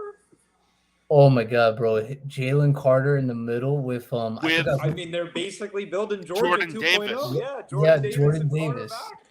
The Eagles just traded for one spot. They were 10. They got up to 9 now. I wonder what that. Wow, it's weird. I wonder if they made that trade before Bijan got drafted. Because we were talking about him maybe being a fit for the Eagles. Oh man, if that was the pick, I would just be like, all right, now you just wasted your time. But I wonder how much it cost them to move up that one pick. Yeah, one position.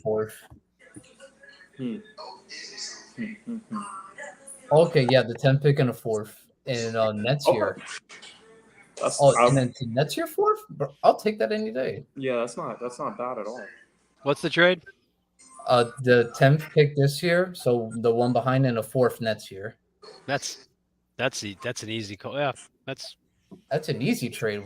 I'm sorry. Like, there's days where I genuinely believe I could be a general manager for the NFL because some people just make trades that I'm just like, bro, how did you get a job? The Bears just got an extra pick for, a spot.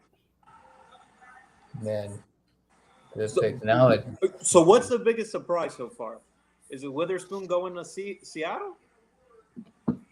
I still think it's the trade. Yeah. The Houston moving up to 3, I would say. Yeah, I think you're right, buddy. Going back to back, second and third.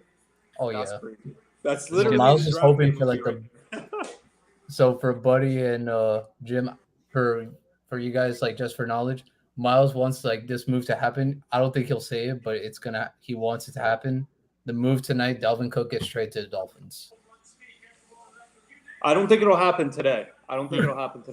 Because obviously Dolphins lack the first round pick, but I think maybe day 2, if somebody that I don't know if it'd help them.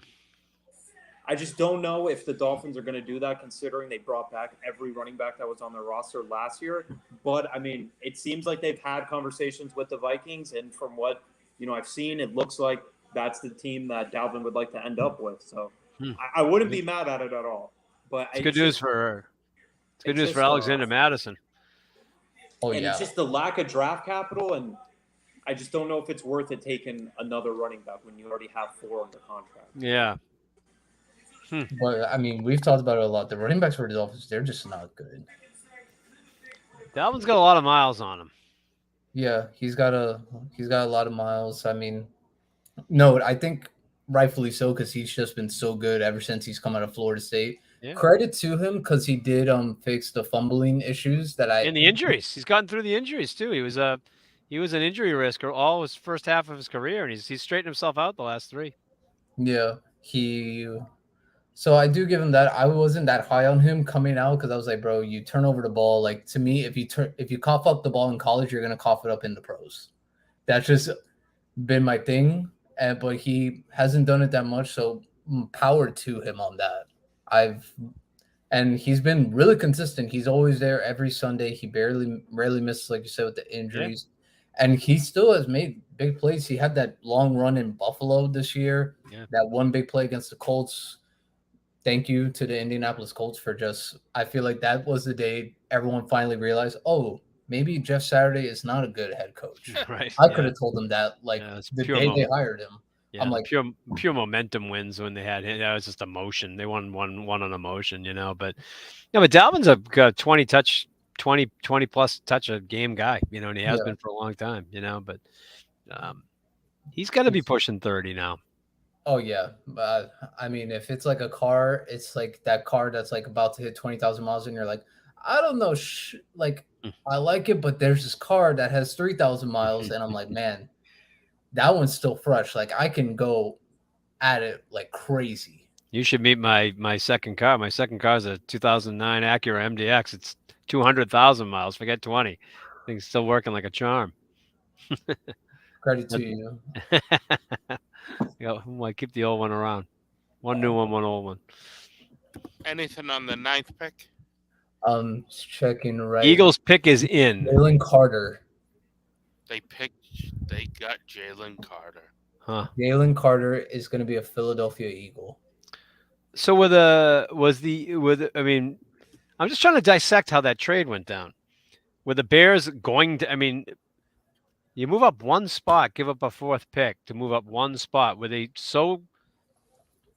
I guess they probably thought the Bears would get Jalen Carter. I guess so.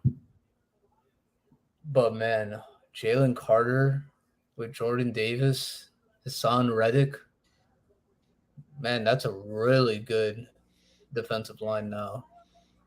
That is a good line.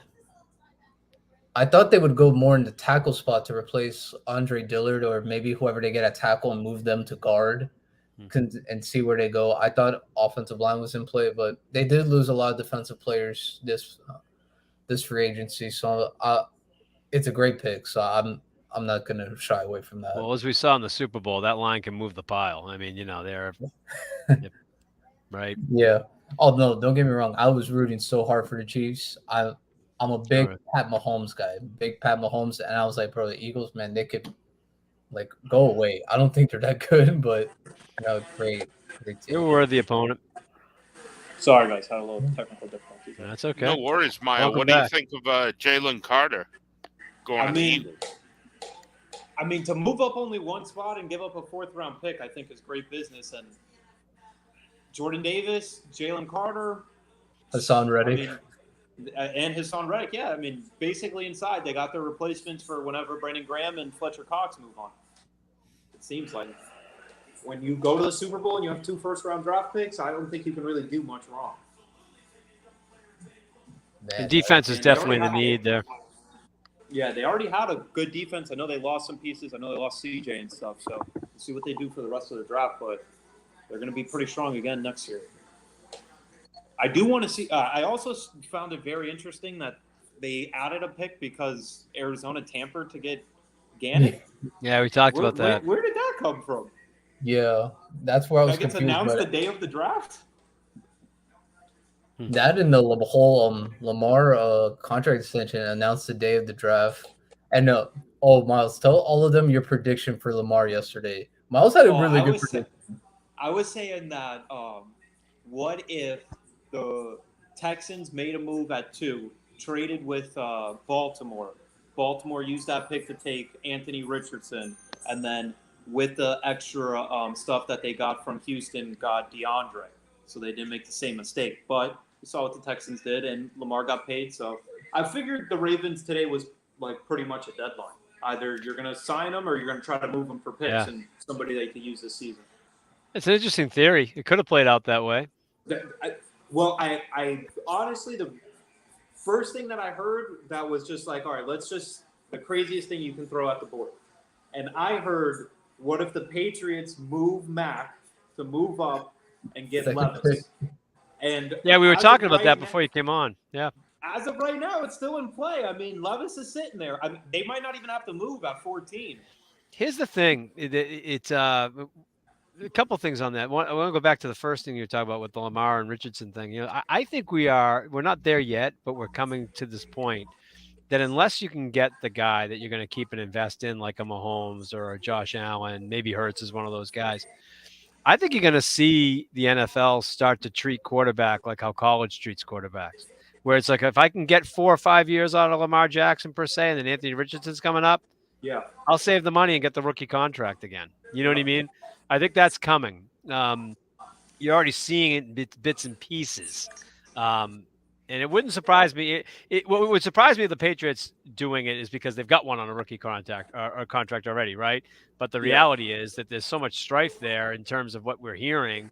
And, you know, Belichick with his dead horse Rolodex, if he's firm in there, you know, then they might make a move. I think it's the wrong move because they have so many positions to fill. You know what I mean? And I'm not in love with Mac Jones, but they need it everywhere, man. They need 2 offensive linemen.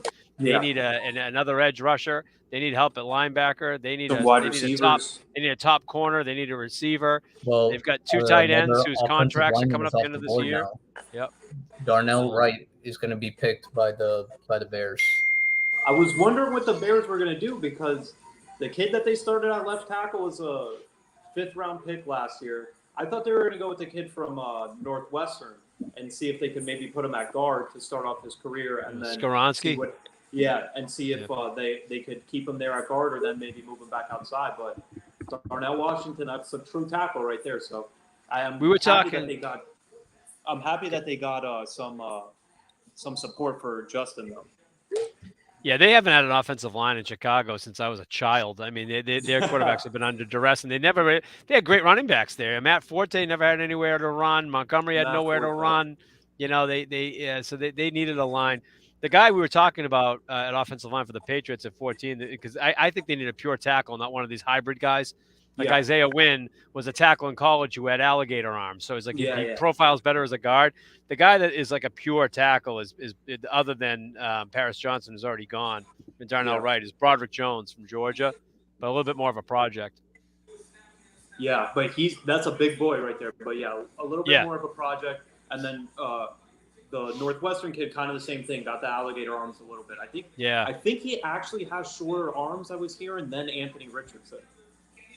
Yes, crazy. Yes, he does. Which is crazy. Yes. Oh, man. Yep. Maybe they could do a quadruple ambular surgery and replace them. Swap them out. Switcheroo. Put on double sets of T-Rex arms. It'll be like the commercial where it's the little kids with undressing as Boban. There he is, Jalen Carter. Man,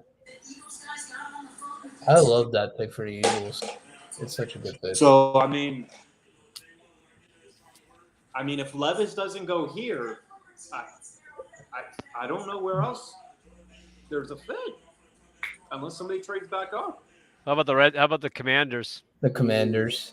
Oh, yeah, am I the only Sam Howell fan too? On top of being the you only probably are. Fan? I mean, I'm not opposed to Sam Howell if your plan is we're going to try to get one of these quarterbacks next year. Yeah, like Caleb Williams. If that's the plan, then, okay. Yeah. I mean, then I respect it. But I don't know if that can necessarily be your future. Yeah. It's going to be crazy to look back at last year's quarterback class. Yeah. I'll give Sam Howell credit because he did beat Dak Prescott, but that's not really saying that much to me. But yeah, I mean, the Commanders, maybe the Titans pick Levis. Yeah, that's and the then next pick. After, maybe this Bears maybe selection is official. maybe New England, just because how we've talked about it a lot, and I feel it too. I just feel like Bill Belichick just does not like Mac Jones, and he's like, bro. But I understand like all the trading animosity down. with Mac, but like, is the question not did you not have a defensive coordinator as my offensive coordinator? Yeah, there should be no animosity towards Mac. Like, Yeah. he was completely sabotaged, absolutely sabotaged. And by the way, I was on air at EEI at the time, and I was saying they did Mac when they had Bailey Zappi in there for two games and 3 quarters. They were in max protection 48.3% of the time for Bailey Zappi. They were in max protection less than 19% for Mac Jones. They ran play action. They ran play action almost 36% of the time with Bailey Zappi, 10.8 with Mac Jones. So it wasn't an even playing field, and they sabotaged him the whole time. And the guy goes and he has a conversation with his old coach at Alabama to say what the F is going on, and then Belichick gives him a hard time about it. You know, it's just unfair. Like, and again, I'm not a huge Mac Jones guy, but believe in him like 70-75%. But what's fair is fair, and what's wrong is wrong. You know? Yeah. They wronged him. And especially like, I just feel like this is lowest possible value. I mean, other than if he just is terrible this year, but I feel like this is pretty much the lowest value that you can get for him. Yeah. I think they're going to trade down at 14. Yeah, I'm getting that feeling too. Yeah, feels like it. Although none of the receivers are off the board yet. True. Yeah. Oh, well, you do have the option of if JSN falls at 14. I saw a mock that had JSN going to Tennessee, and in it was Robert Woods left. Robert Woods led the Tennessee Titans in receiving yards, and it was like 500 and something. Yeah, terrible year too. It was the 5th lowest team receiving yard leader in the last 15 years. Wow, lower than the Patriots. I think Jacoby Myers had like what 800. Yeah. Yeah. Tennessee picked an offensive lineman, Skoronski. Yeah, that makes sense. That's on brand. That's on brand. Vrabel builds them like Belichick, inside out. You know.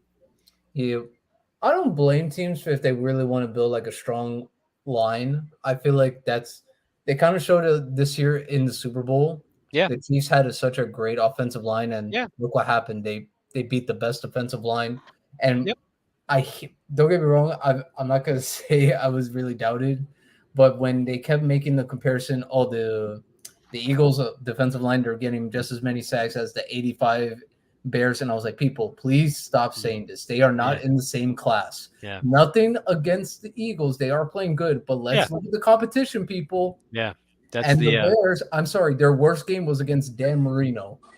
Yeah. And outside of that, can we like actually say the 85 Bears had a bad game, or the Eagles had like multiple bad games last year? Believe me, I lived through it. Watching Grogan get thrown on his ass the entire Super Bowl wasn't the most fun I ever had. Hey, the Patriots were up 3-0. All right, baby. I always say this, buddy. I've said this a million times. The first time I went to Chicago. We went out there for the Toilet Bowl in 2000 when the then 5-10 Patriots went into Soldier Field to take on the 4-11 Bears, and Belichick's first year. We got snowed in. We were at Ditka's bar, and I grabbed the microphone. I said, "I'm gonna say something." They said, "There's a Patriots fan who wants to say something." Everyone's booing. I grabbed the microphone. I go, "In 1985, the Patriots dominated the Bears for 2 minutes. It was the greatest 2 minutes, the greatest 2 minutes in Super Bowl history, and it really was. You remember, buddy? They sacked Jim McMahon. Then they got a good punt return. Then like Lynn Dawson got a great catch on 3rd down, got knocked out of bounds, and he like manned up, and they kicked the field goal. It was like, you're feeling good, like, all right, 3-0, you know, and then that was it. The roof caved in after that. I think we should go back and make that game sudden death. Yeah, 2 minutes, 2 minutes of bliss, man. But the first 2 minutes was fantastic. It really was. Oh, the last 58, not so good. Yeah. I mean, it's always good to look at the bright side on that because, I mean, it was a great 2 minutes. But I mean, I think a lot of teams can even say that. I think the Bears could probably say the same thing once they played the Colts down in Miami when they were with Rex Grossman. Rex Grossman hit a bomb. Did he hit it on a bomb to somebody? He hit like a 60-yard touchdown pass. Did he not? I think he did. Yeah, I think so. I think he hit somebody. Yeah, and then that was it. It's just when I see Rex Grossman, I'm like, bro, you were so bad. He was terrible. So bad. And Miles, remember we did that quiz on first round quarterbacks and we put Grossman, and I was like, bro, why was this guy a first round pick? Man, if you guys take that quiz, it says name every first round quarterback since Elway. So you have to like go through and the Rolodex of quarterbacks going through our heads. David Carr, Akili Smith. Akili Smith comes to mind. Who was the guy who had the purple drank on Oakland? The big guy. Marcus Russell. Marcus Russell. Yeah. We had Blake Bortles. That's the one that I will never. Blake Bortles. E.J. Lane will be in a first round pick. E.J. Manuel. E.J. Manuel. Yeah, Buffalo got him. Yeah. Right. Christian Ponder. Terrible. Jake Locker. Jake Locker. Yeah. So bad. Blaine Gabbert. Yep. Who's still around? Yeah, he was backing up Brady for a couple of years there. Now he's with Kansas City. Is that right? Yeah. Oh. That's what shocks me. I'm like, man, Blaine Gabbert, bro, do you not see how bad you were? Like, when did you be one of those people that just retire? One name we forgot that I'm actually pretty mad about, Ryan Leaf. I forgot the Chargers drafted him. I was like, Ryan Leaf, how did I forget this guy? Yeah, Ryan Leaf. Because I was like the Chargers, and I'm like saying, all right. I go, okay, I know they drafted Eli, but I was like, who did they draft before him? And I was like, Breeze wasn't a first round pick, and I'm trying to like go. I was like, is it Fouts? But I was like, bro, he had to have been retired by then, and I'm like, Fouts, yeah. going like Stan Humphries. No, but he was. Yeah, actually, when I was at EEI, he had him as an interview. Ryan Leaf was a great interview because his recovery story is pretty intense. He's pretty open about it, and how he just kind of sabotaged his career. You know what I mean? He didn't even give himself a chance with his addiction and stuff. But it's a compelling interview if you can bring up some stuff on him. Yeah. So I mean, I'll check that out. I mean, because I'm curious with Ryan Leaf, because Ryan has been I'm not gonna say Ryan Leaf was probably a bad guy just because of all those videos that circled with him during his time. But man. So is this Levis? What are we thinking here? No, I think it's an offensive lineman. Peter Skoronsky. Yeah, Skoronsky. Yeah. Yeah, it's Skoronsky. I'm trying to see if the Lions are gonna have anything done now, because they can still get Christian Gonzalez. Yeah, I thought they were secondary. Going to go Witherspoon, so yeah, Gonzalez would be good. Oh, and then you have Green Bay at 13. Oh man, I'm dying for them to take a wide receiver, just for the irony of Rodgers begging for a first-round receiver, and they do it. Right, all these years, yeah. I'm dying. Yeah. The offensive line. Yeah. Oh man, bro! Imagine Green Bay just like, you know what? Big brain. We're gonna draft Will Levis if Jordan Love doesn't work out. You guys see how conditioned I am now? Like, no receivers have gone. The Pats are a few picks away. I just know for a fact it's not going to happen. I'm not even like considering it. If anything, you might be able to snag like Zay Flowers, short receiver. Belichick loves. I'd take him. Yeah, like I've seen him play. Like here at Boston College, he's a hell of a player. Yeah. You get the amount of statistics he's gotten with no one throwing him the football. I mean, they announced Skoronsky as a guard too, so not even as a tackle. So we'll see. I got the Lions pick. Who is it? What position? Jahmyr Gibbs. No, Jahmyr Gibbs. They drafted the running back? Jahmyr Gibbs. Wow. The next pick. Jahmyr Gibbs. By the way, this draft is going around like the Major League Baseball pitch clock. It's going fast. Swift. That's Why would that's a little too big brain for me. I mean, are they going to move Swift? It's his last year on his contract, so. Man, so DeAndre Swift might be on the market. You guys agree with how quick this is moving? Oh well, Yeah, I'm going through Twitter awesome. because some of these insiders, they'll just. It's Yeah, always you that saw, risk of the you saw insiders. Shams Whoever was tweeting goes the first like, 2 picks. fast. Like what? Like, Yeah, what are we doing? the insiders are always trying to go like, I want to be the first one to break this. So that's how I did the draft like the past couple of years, and I was like, I would see Twitter at the same time, and I know I would get the pick like 2 picks ahead. Wow, Jahmyr Gibbs. That's a little too rich for my blood. So Christian Gonzalez is still there. Yeah, he is. He is. That could be a Belichick pick. That could be, yeah. That's exactly what I was gonna say. They could use him. Many bad interviews. It's amazing what can make someone's stock rise or fall. You know what I mean? Like the measurables, which may or may not matter in the NFL, seem to skyrocket people up. Like Mike Mamula from Boston College comes to mind, and then a bad interview can drop people down, and then you get value at the end of the rainbow. So see what happens. Could be, man. Jeez, they're saying the Lions have 5 of the next 43 picks. That's crazy.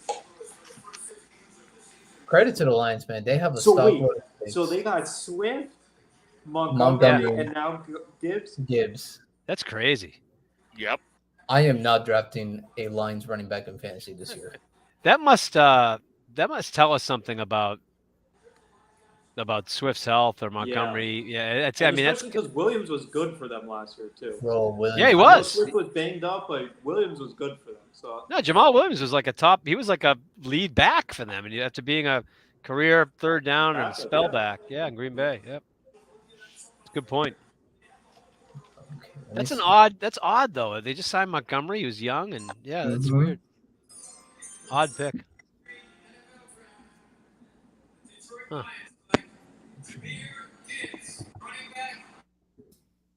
Packers. Okay, let's see. That's like for a long time, the Lions, all they did was take wide receivers. Now, one of them was Megatron. But they. I wonder when's the last time we've had 2 running backs go in the top, what is this, top 11 picks? Yeah, it's a good question. Fournette and McCaffrey. I was just going to say, who went McCaffrey's year? That was next question out of my mouth. Fournette and McCaffrey. This is a surprising pick. I wonder who weighs more, Gibbs or Bryce Young?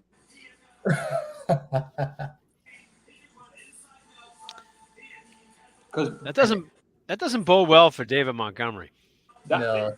I don't know. That one's making me scratch my head a little bit. Like I think the kid's an amazing playmaker. I was hoping, said on the pod yesterday, I was hoping that he would fall to Cincinnati and finally get them a running back that he can use in the passing game as well. And Mixon's had some stuff off the field, so I was thinking maybe they could go ahead and choose his replacement. But geez, I didn't expect him to go this high. I know they must have this has to mean Swift is on the move. Like I don't see you drafting Gibbs without saying, all right, Swift is going to be done. Or they could always do the Urban Meyer school of football, where you draft a running back and say he's going to be your slot receiver. Campbell also got hit in the head a lot. Could be that. Yeah. I'll be back. I gotta go say goodnight to my kiddos. I'll be right back. All right. Head. All right, that's too funny. Bro, credit to Dan Campbell, man. Well, and I mean, they had a good offseason, too, to get CJ at that price, to keep both their offense and defensive coordinator, especially when the offensive coordinator was interviewing for some head coaching positions. And I mean, they got CJ Gardner-Johnson. I mean, honestly, this could have just been how their board shaked out, because I was thinking maybe Carter could be a guy to them, especially if he did fall, and he did fall, but just, Philly moved up to get that pick. I'm dying for this pick to be a wide receiver. We got it. Just for the sake. Just for the irony. I just need this to happen. I mean, right now I think it's going to be JSN. It has to be. I think he's the best wide receiver on the board. It makes sense. Have Watson outside, JSN inside. Yeah. I like it. I like it. And Romeo Doubs will probably get the worst. He'll probably get, if you have JSN, he'll get the slot corner. So, yeah, that would work. Okay, the Packers, the pick is in. All right, someone has to have like revealed who it is now.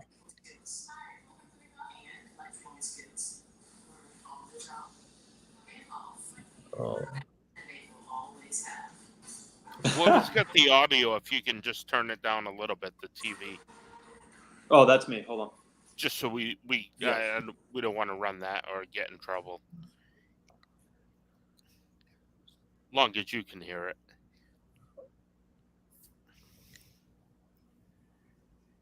Okay, they're gonna pick Lucas Van Ness. Oh, the kid from Iowa? Yeah. That's who the Packers are selecting. Okay, so more first rounders for that defense. And so no wide receiver, and now the Pats are up. Yeah, and only one corner taken too. Right back in time. Wow. Packers picks in. Who the Packers? Do we know what they took? Van Ness. Oh, they did. Yeah. Like that guy. Oh man. That's the best pass rush to there. I Man. wonder if it's open canvas for the Pats here. Yeah. They got a corner on the board. They got a wide Corner, receiver. Yeah. All right. Why do I feel like JSN Even is gonna end up quarterback, in the too. Jets, bro? I can't wait for them to trade down and ruin my night. We have so many options. We can do it later. Yeah, exactly. That's exactly what I'm thinking. I mean, it's not a Bill Belichick draft unless he trades. So Oh no, he's going to trade, but with the best receiver on the board, one He's of like, my "No." one of the best corners on the board, both of which they need.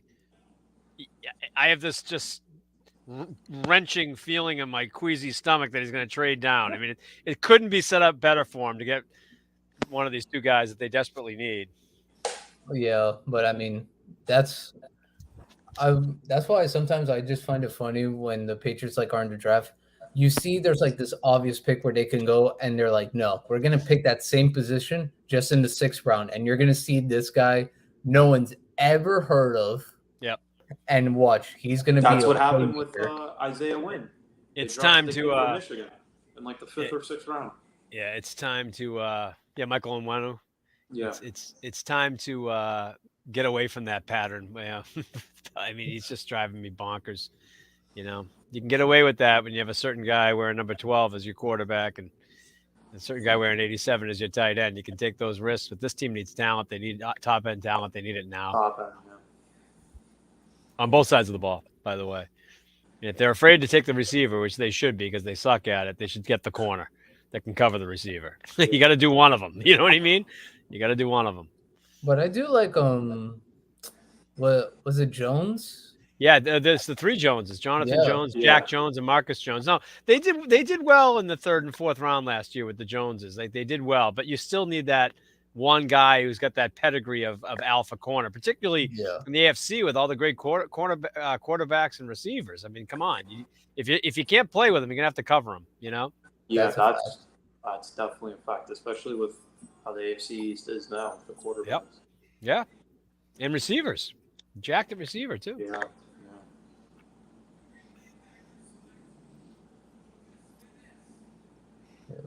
And this.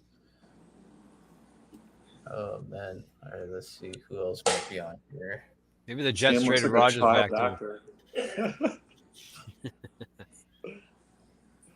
This is a good pick, Van Ness. Lucas with a K. Don't take it personally, but if the Patriots trade down, I'm throwing my computer at I wouldn't blame you. Belichick was like, you know what, guys, we're gonna do another big brain move. Just wait. And it's like, bro, come on, really? Yeah, take someone from high school. That would be hilarious. It's in the range of outcomes. Buddy, does any of these guys on the top of the board have a background in lacrosse? That's who they'll take. Yeah.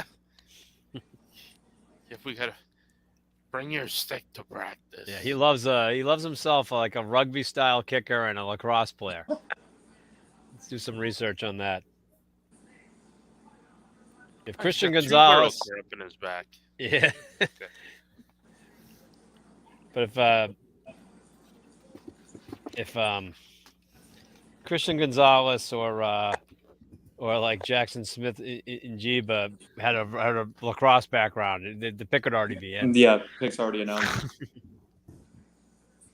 Why did Jalen Carter get a commission?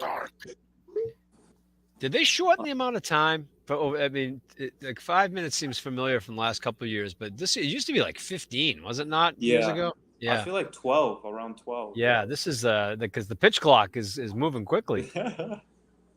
So what do we have? We got 1, 2, 3. I think the Steelers traded with the Patriots. I think the Steelers are on the clock. Unbelievable. Could we get 17 and 32 is what I want to know, though. Ian Rappaport just tweeted the Patriots at number 14 select no one. The Steelers are on the clock with a trade. They're going to drop Jay. Buddy, what did I say? What did I say? What was my opening monologue? What did I say? Be prepared to be disappointed. Of course. 17 and 120 to move up 3 spots. They go Oh, you think they moved up to get Joey Porter Jr.? Bro, if they did that just to get Joey Porter Jr., that's a dumb move. I'm sorry. He was going to be there. Unless they thought New England was going to take him. Well, maybe. This is interesting. Bro, isn't it crazy all the rumors of the Jets, how they wanted JSN so bad, didn't think it was going to fall, and now he's going to fall to them most likely?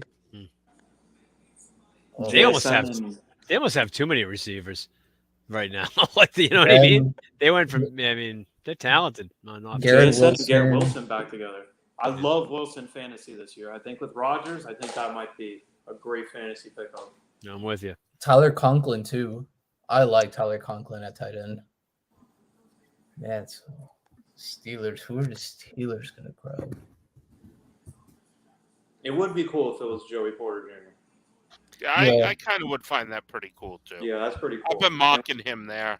He's getting a lot of shade lately, and I just think it's people just stirring up shit. He's got the bloodlines. He can play. A little undersized, I guess. He's huge for a corner. Yeah, he's really big. Well, okay. It could be an offensive lineman too, I guess.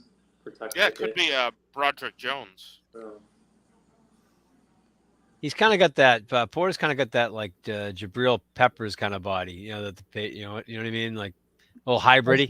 Yeah, I see that. The pick is in. Okay, the Patriots received the 17th pick and pick 120. All right, so they got another 4th rounder.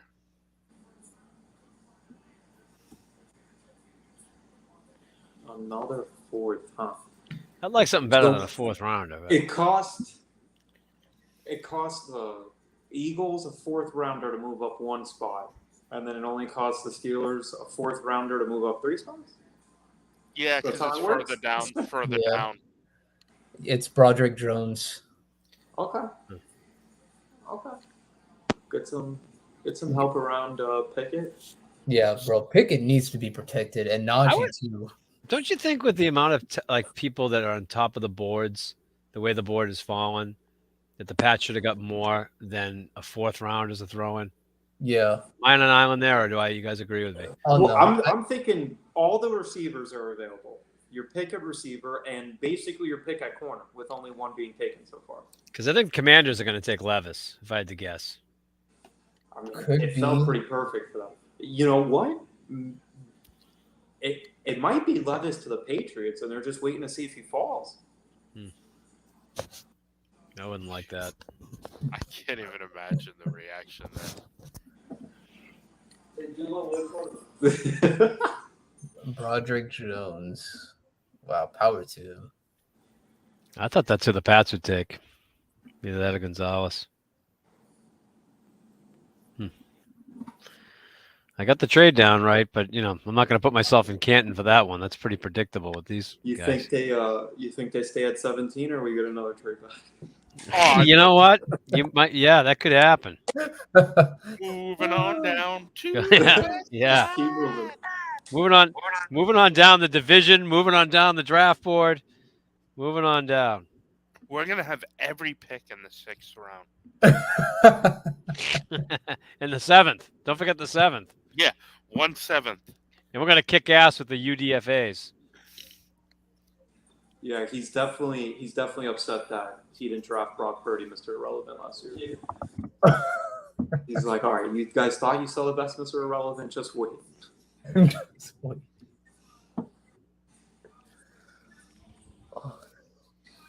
Oh man, it's a big boy. Yeah, That's a big boy. Where's Stetson go? If somebody drafts Stetson Bennett, bro, they might as well. Broderick Jones he's a man for sure. Yeah, that's a big boy right there. And Broderick, what a name. That's a big boy. man, Georgia's got such a good pipeline of players. Yeah, they do. So tall.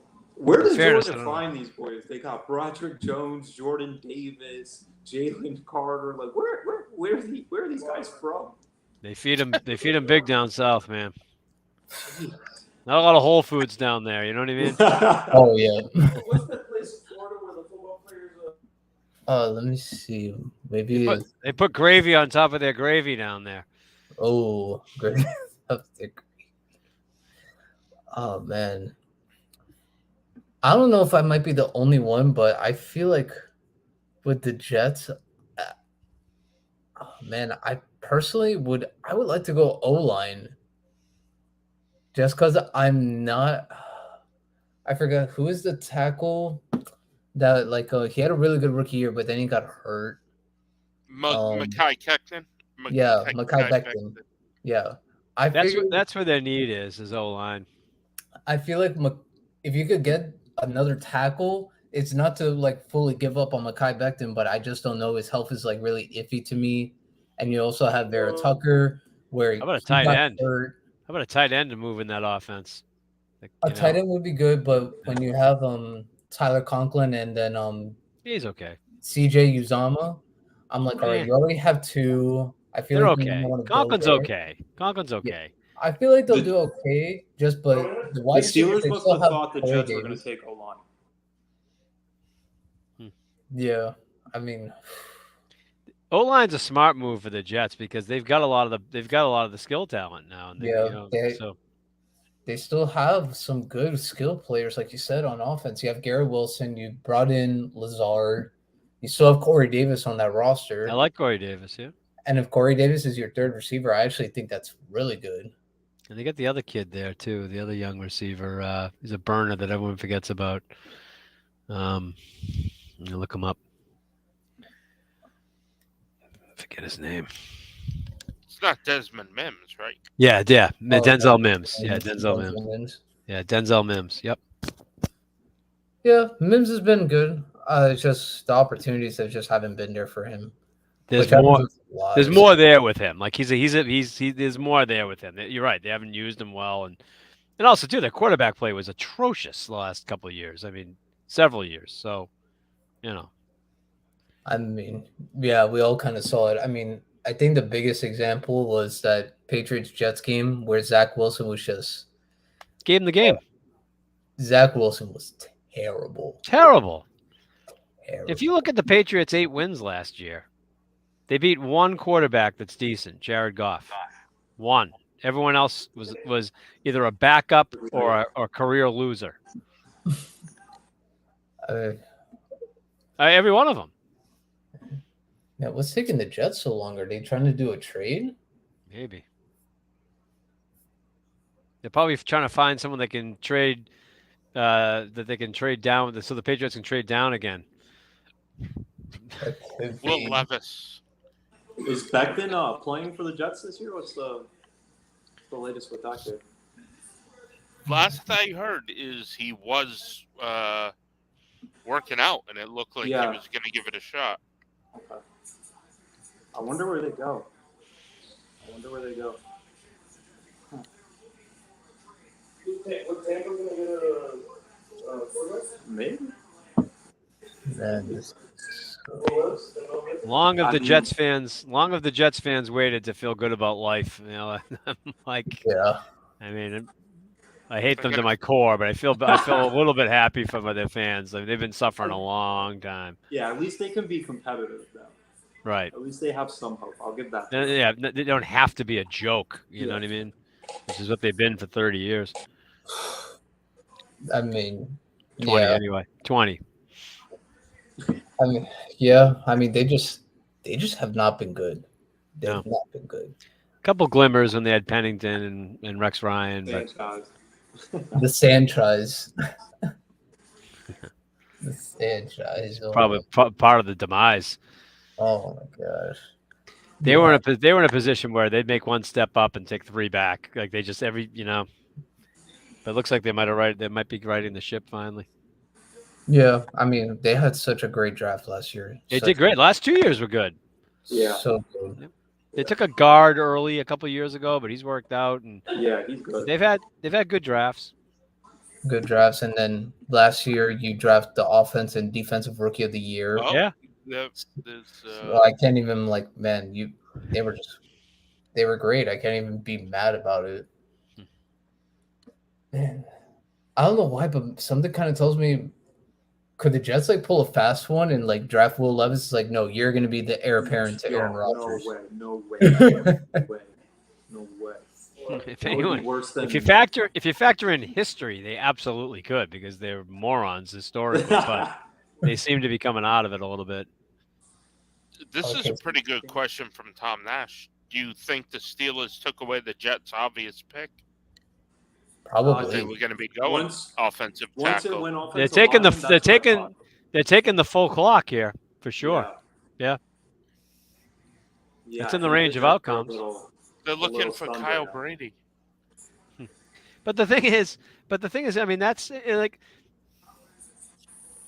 for as much as I like to kill Belichick for his draft strategy, there's some strategy involved in that. If he's blocking, a division opponent, there's there's some elements of smart strategy there.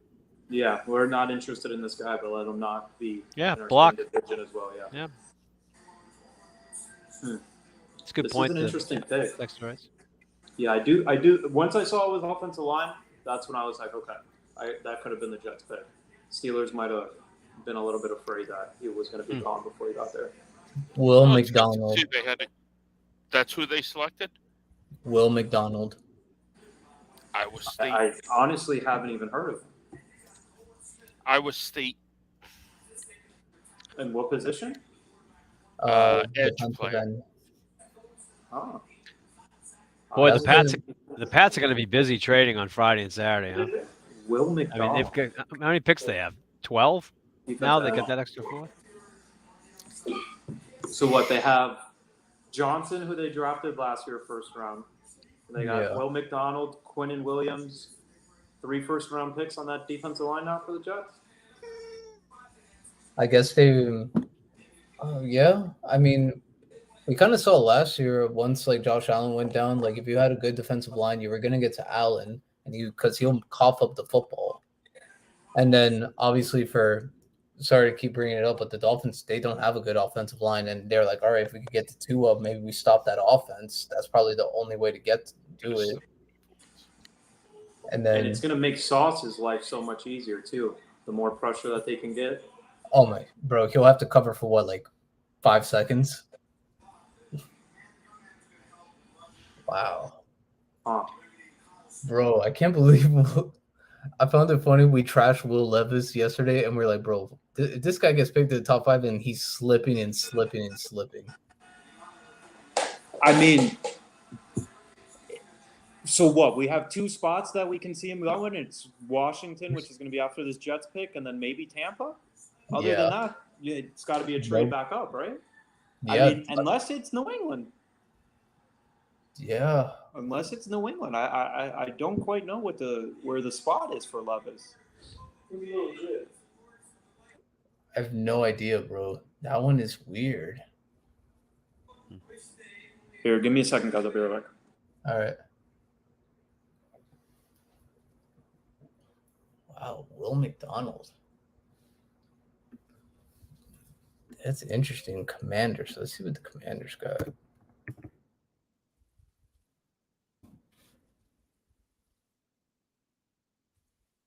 The Commanders are one of those teams that have a lot of needs, man. That could be secondary, it could be quarterback, it could be O-line, it could be linebacker, Yeah. I mean, what really shocked me yesterday was when they didn't pick up Chase Young's fifth-year option. That's where I was like, man, I understood Chase Young was injured last year, but he's still really good. Yeah, he's a great player. Yeah. I mean, do you not think you have the money to have him and Montez Sweat on the team? Yeah, I know. That's a guy you keep investing in. That doesn't make much sense to me. Man, because if I'm any team, once I saw that, I would generally call. It's like, all right, are you willing to trade one of them? And if so, can I know the price? Because I feel like one of those two will be a game changer for any. Absolutely, yeah, absolutely. I mean, you also have Oh well, no, I don't think Deron Payne is still with them. I don't think he is, unless I'm mistaken. I'm not sure, but it's crazy about Chase Young. That makes no sense. That guy's a stud. Yeah, Deron Payne is still with them, man. Yeah. And they have 4 great defensive linemen and probably the most talented. You didn't pick up the option. Yeah, that makes sense. Although they're a very poorly run organization, although they're finally getting sold. Okay. That's been their biggest problem. Emmanuel Forbes is going to Washington. That's a good pick. That's the guy with all the pick sixes. Yeah. Yeah, what do you have? 6 of them, 11 interceptions, and 6 for pick sixes. Yeah. Yeah. I don't mind that. That's a very solid pick. That was their top need. Yeah, man. So now basically you guys are on the clock. Here we go. I'm usually more snarky during the NFL draft, but I'm drinking ginger beer instead of regular beer or whiskey. So I knew they'd trade down, though. It was just too good to be true. They had all 3 receivers they could be interested in. They had all but one of the cornerbacks there. It's just too good to be true. I mean, who knows if maybe the pick that they wanted still fell to them at 17. Yeah, it could be. I think at this point, if you can get Christian Gonzalez or any receiver, any of the receivers, yeah, take your pick. Man, I think when Broderick Jones went, that might have shifted things for them. Just a thought. Yeah. I'm just with the way how the NFL draft has gone the past couple of years, I'm shocked no wide receiver has been taken yet. I know. But you heard recently in the last 3 weeks, I'd say 3.5 weeks, that the league wasn't as big on this class as a lot of the pundits were. You know what I mean? Well, it makes sense because we have had unbelievable runs on wide receivers in the last couple of drafts. So it makes sense. It has to even out at some point. It doesn't have the depth maybe, but I think the top end talent looks pretty good, you know? You have JSN, Zay Flowers, Addison out of USC. I really like Addison. That's the guy a lot of people are talking about the most that they like in terms of the NFL, you know? Yeah, good route runner. Yeah. He's got good hands. He has very solid speed. He's faster than JSN. At least he played with Caleb Williams, so he had played with an improviser. It's it makes it easier to transition with an NFL offense. If you have a guy that could run out the pocket, at least Addison got it. Now let's see, man. Still going. They just keep trading down. Man, I'm still trying to see.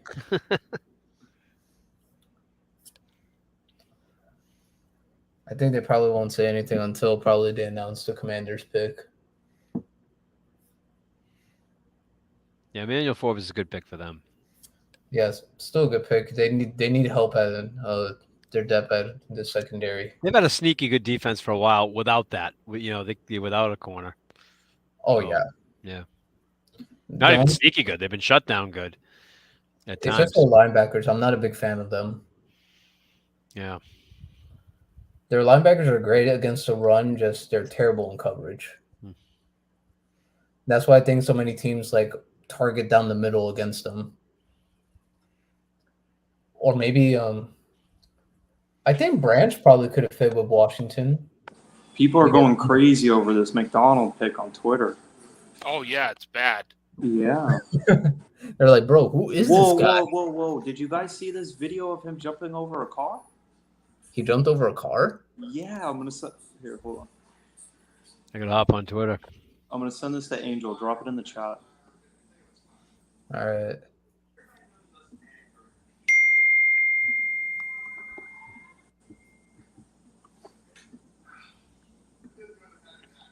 All right.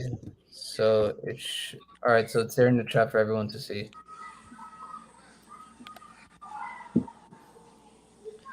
Yeah, I really like to see Christian Gonzalez here, man. Yeah, oh wow.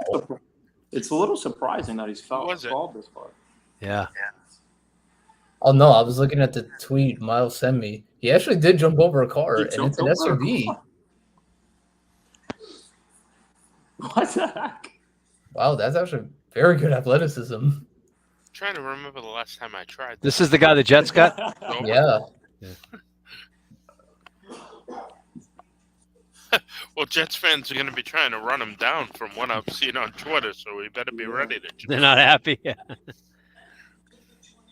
Huh.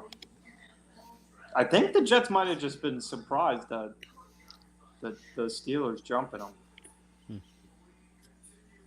Could be a panic pick. Yeah, honestly. They're just running out of time. I've done something in. Even though they have no idea what Washington's going to do. Oh, it's Forbes. It is? Okay. I like that. Wow. So Gonzalez, not even the second cornerback off the board. And I don't think so.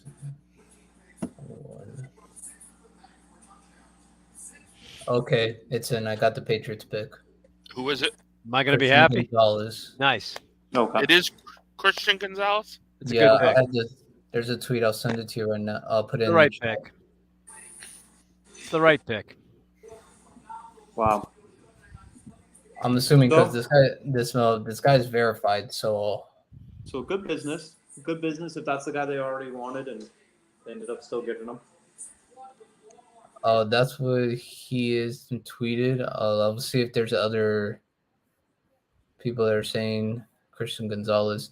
Yeah, I see Albert Breer said it. Yeah. No, Burt Breer is he's usually on the money. Yeah. Yep, and it's are taking Christian Gonzalez. Yep, that's a good pick. Yep. They need it. They need They need speed at the on the outside on both sides of the ball. So maybe one of the Joneses will probably move to safety. Probably. The size for that.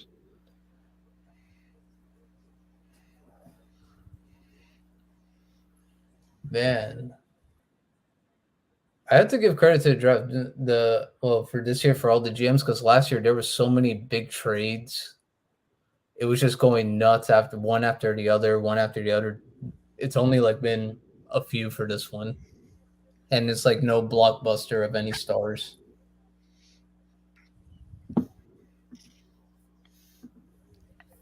Christian Gonzalez. Yeah, it's a good pick. That's a good pick.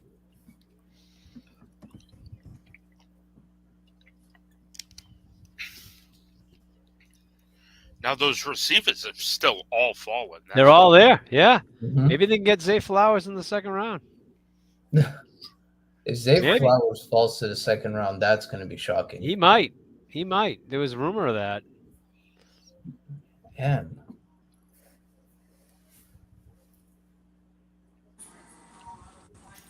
So the Bucks take Levis? I'm fascinated by Levis, bro. Who did? I'm saying no. If the Bucks take him, Levis do that. Huh. They could generally, or maybe take another running back. Yeah. Or maybe Seattle at 20, they take Levis. That'd be a good pick for Seattle. I mean, they've got their bridge guy, right now with Gino. Yeah, it's actually that makes sense. We'll see.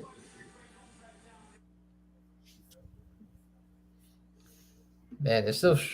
I don't know what the Lions are gonna do because I'm still shocked by the Gibbs pick. Is it official with the Pats though? Yeah, Yep. it's official. Yeah, good. Oh my God, he's over 6 feet tall. I'm not sure he's allowed in the building. I know. They always have the Smurfs, the Pats. Always. Yeah. Oh, we got a watch party in Tampa joining us. All right. So, Jay, welcome. What's the crowd reaction? I can't hear a word you guys are saying. I don't even know if I'm live right now. But down here in Tampa, how are we feeling about Christian Gonzalez right now?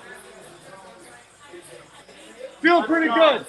Feeling pretty good. Yeah, big DB, 6'1", 200 pounds, solid corner, can press coverage you. So could have went Joey Porter, could have went Banks, but we went Gonzo, and I like that pick. If nothing else, our friends in Nashville, Justin Zola, president of the fan club, big Oregon guy, loving this pick. Glad that we also got some capital with the 120th pick as well. Seems like a guy we could have got at 14. We traded back, got an extra pick. Love that. Love you guys. See you guys soon. I'm out. All right. Short and sweet. Yeah. Hey, drop the mic. Drop the mic. Just looking at some Christian Gonzalez highlights here. And they must have had some intel from their offensive line coach having a practice again. Yeah, that's a good point. Every day, too. Yep. Yeah, Clement eyeballs on him, for sure. Here we go. Rangy. Ooh, nice wrap-up tackle there. Yeah. I like this pick.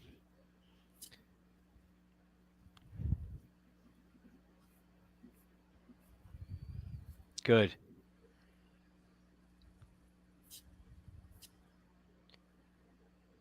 Oh, finally happy in the first round. It feels good for once. Jeez. Buddy, it's been a long haul. I'll never forget 2018 when they passed on Lamar Jackson twice. Oh yeah, that's right. You did have 2 picks in 2018. They had two shots at him in 18. They took Phony Michelle and Isaiah Wynn, and then the next year we got N'Keal Harry. And then the next year after that turned out to be a great pick, but nobody heard of him. Kyle Duggar from Lenore Rhine. It's like, well, Lenore Rhine. Yeah. I'm like, is that a girl I went to school with? I had no idea what that school even existed.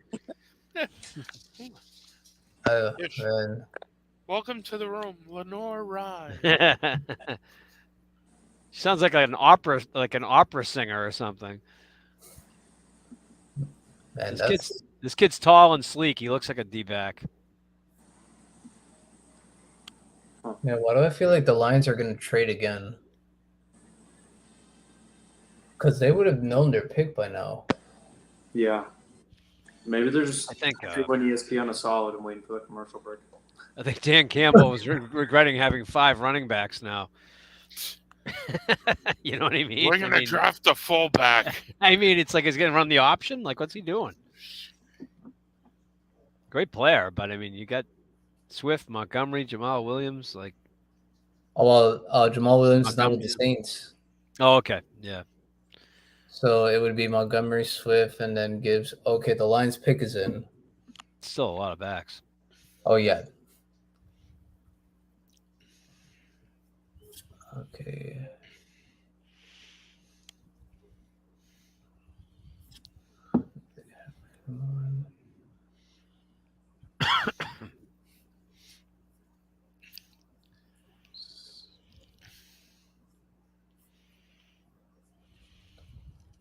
Jack Campbell. Is he related to Dan Campbell? Linebacker from Iowa. Yeah, Iowa. Just kidding. Yeah, no, I was like saying, oh, that could be actually something pretty funny. Is it Jack Campbell? Yeah, Jack Campbell. This just in, buddy. Nick Fitzy Stevens happy with the Patriots pick.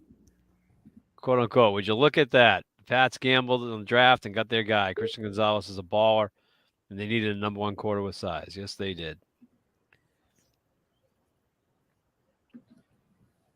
Thanks. So after the Lions, you get Tampa Bay and Seattle. There could be a Will Levis sighting. It could be, very much could be. So the Lions took a running back and a linebacker. Yeah. That's a decision. That's if you would have asked me what they would have drafted, I was definitely not picking that. I would have been like, okay, they're probably going to get a defensive line. That's a decision right there. A Or even corner. tight end would have made sense after getting rid of Hawkinson. Yeah. Yeah, they could have gotten Mayer or Kincaid. Those guys are still on the board. Wow. There's so many. Yeah, there's a lot of talent out there. A lot of offensive talent out there. I can't believe they took Kalijah Gibbs that high. I can't believe they took Gibbs that high. I think Gibbs would have been here at 18 still. You know who's a quarterback the Patriots might look at later as developmental? How about Hendon Hooker? Yeah. Yeah. No, I definitely see consider that. I like Clayton Tune a lot too. Yeah, I've heard Toon and I heard O'Connell. I'd be interested in those guys more than Levis for sure. I'm not personally. Levis, Yeah. honestly. Clayton Tune is, I guess he's a really cool guy. The guys I talked to who went down to the Senior Bowl said they met him the first day, and every day they walked over the bridge, and he was coming the other way. He like dabbed everybody up. He was like all excited, remembered That's everybody's names. So, A relation to Al Toon, buddy, by chance? it's spelled a little differently, but we'll pretend. Distant relative. Oh, well, his son, Nick Toon, played for the Saints for a little bit, and then his dad suffered from concussions, right? Because that's what Nick Toon, he suffered like 2 concussions, and he was like, I call it quits. He was a great player. Mm-hmm. He was a great player. Him and Rob Moore. Rob Moore was another guy who killed the Patriots. Yeah. It was Toon and Wesley Walker, right? The blind in one eye. Mm-hmm.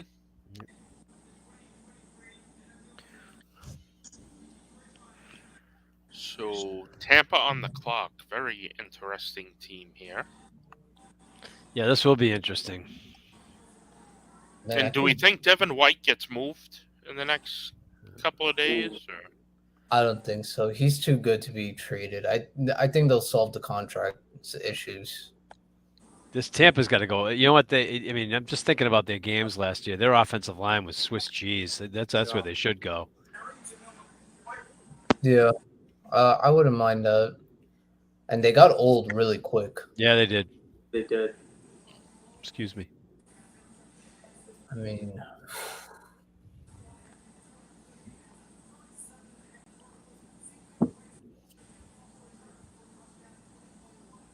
man, I don't know why, but I feel like the Bucks might get Will Levis. They'd be crazy not to go offensive line here. The more I think of it, I mean, they got a lot of TV time here in Boston because of Brady. You know what I mean? Yeah. They were Swiss cheese all year long. Well, just the whole team. To me, it was like the whole team. Their defense, they were good, but the offense didn't put them in great spots. Yeah. And then the defense, I'm like, there was just times you just couldn't stop anything. And then for the offense, not to say the offensive line was all of it, but Tom, you weren't even playing that great either. Like your last game in the NFL kind of told the whole Buccaneers season what it was. Yeah, but literally, their line play was pathetic. I think that has to have an impact on you. It's like in hockey, how a defense plays tight when they know their goaltender isn't up to snuff. Yeah, same but different because it's flip flop. I just think it has an impact on the overall operation. I said it earlier in the show. I've said it a million times. At least if you have an offensive line, you could do something. You know what I mean? But if you don't, you can do nothing. You can achieve nothing. And Tampa's going D-line. Is that right? I don't know how to pronounce his name that well. Elijah Cansey. Kalijah Cansey. That's a good pick. That's a really good pick by them. Value. Yeah. So Who's the center? Who's the center that got hurt with them last year? Is it Jensen? Is that his name? Oh yeah, it's Ryan Jensen. Yeah. Sweaty ass. Yeah. Swamp ass. Lovely. I hate to be his quarterback. Not that any of those guys. I'm sure it doesn't smell like a Parisian perfume shop. It's not Macy's. it's not the Strip in Montreal. The Bucks went defensive tackle. Yeah. Cansey. So Will Levis is the worst. Will Levis is not getting drafted. Oh man. Well, guys, I'm gonna head out. I gotta take care of a couple of stuff. If Thank you, anything. Yeah, I was just gonna call it too. I'm gonna bail out myself, buddy. Can you guys run the ship? Yeah, I can run it from here if All right. anybody needs to go. That's no problem. All right. Yeah, I'm gonna head out too. So if anything, I'll text you later, buddy. Miles, I'll be texting you. Okay. So, have a good night, everyone. All right, guys. Have a good night, guys. Take care. Hey, Miles, Have a good good to one. talk with you. Nice to talk to you, man. Have a good one, See you, guys. Andrew. Take care. Miles, you hanging in? Yeah, I'm gonna be in here for a while. All right. So, buddy, I'm gonna sign off as well. Thanks a lot for having me on. I appreciate it. All right, I'll be in touch, brother. All right, sounds good. Take I got some good stuff I want to get up on the site article wise, which you'll be seeing soon. All right, sounds good. All right, man. Miles, nice to meet you too. Nice to meet you, man. Have a good one. Cheers. Take care.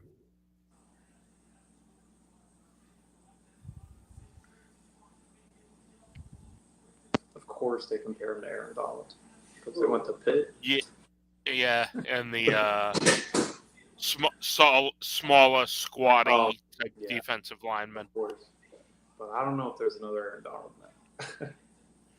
Yeah, that's a little over there. Are you following on Twitter too? I have not been. What is the account? No, I'm just seeing like the next pick, like whatever. Oh no, I haven't seen it. Seattle, what they'd be. No, let me see if they got it up yet.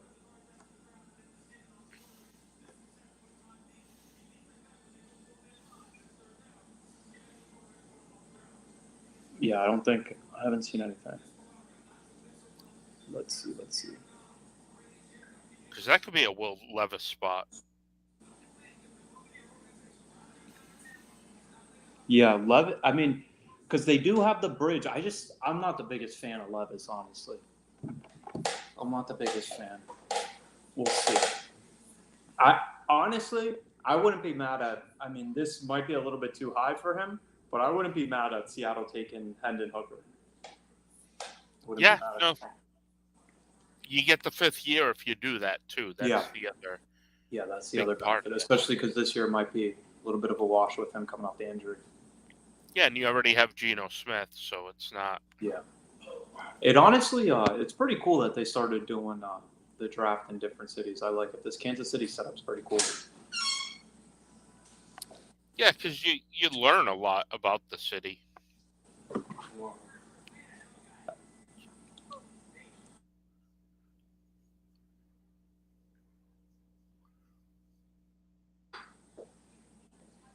Huh. That Detroit draft is really interesting. I can't believe they took Gibbs that high and taking a linebacker. Huh. That's a decision to make.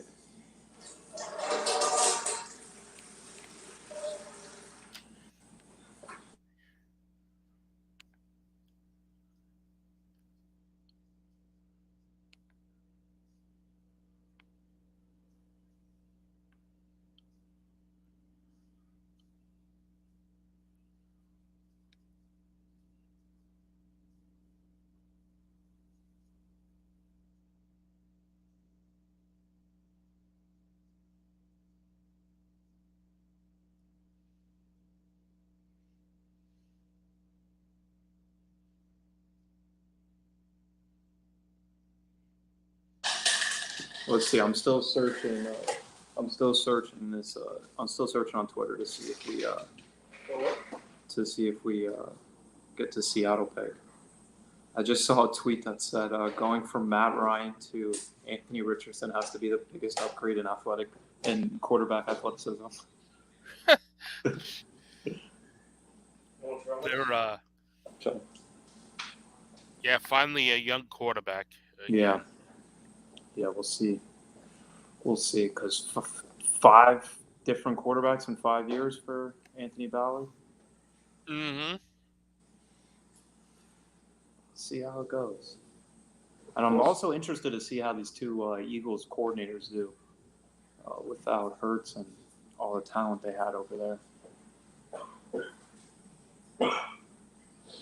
Yeah, the offensive side in Indy, they'll be able to run a similar offense with Richardson, at least to start out. Yeah, definitely, 100%. Just doesn't have the weapons, but yeah. I mean, I do like Pittman. I just don't know if he can necessarily be your wide receiver 1.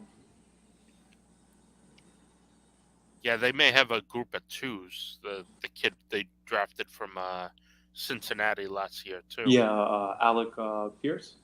Pierce, yep. Yeah, he actually had a pretty good year for them considering the quarterback situation.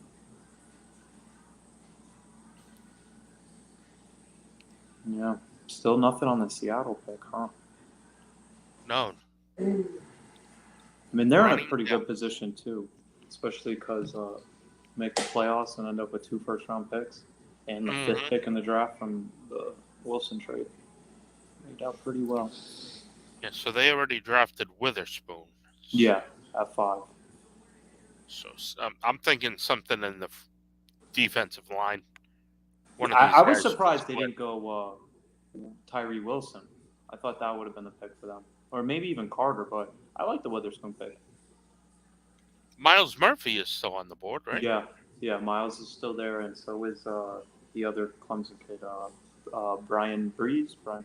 Brian Breesy, yeah. Yeah, Breesy, yeah. I also like the Brian Branch kid, too. I thought that might have been a sneaky Patriots pick because of the versatility and stuff that he offers. Could be a good spot for him here, because they could be almost done with Jamal Adams in Seattle. Yeah. Especially with the cap number. Didn't Diggs get a little bit banged up towards the end of the year, too, the other safety? Quandre Diggs?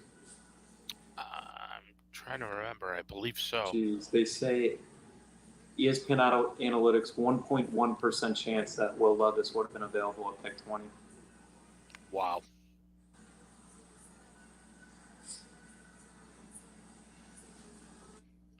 Pete's walking around the room now. Can you believe this?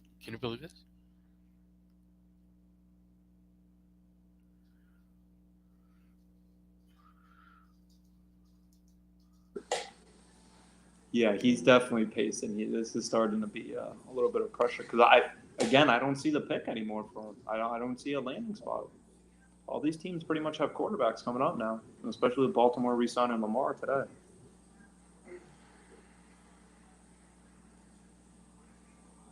He'd be a backup.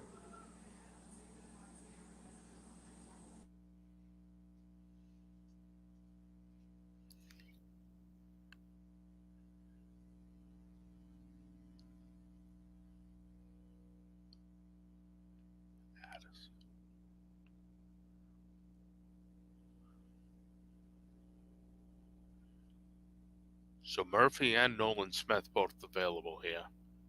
I could see defensive line. They had a lot of older guys on the defensive line.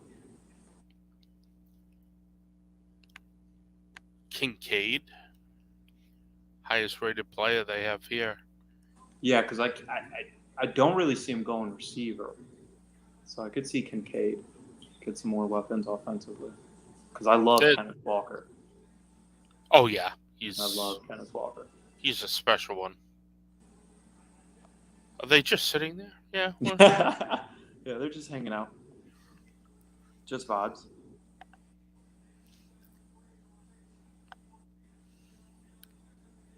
Taking selfies.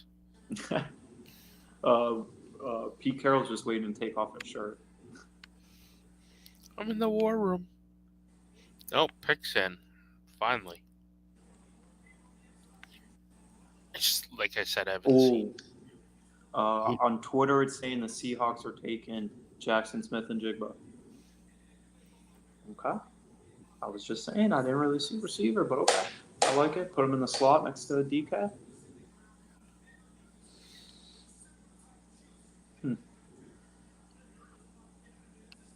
And I like the value, too. I didn't think he would be there at 20.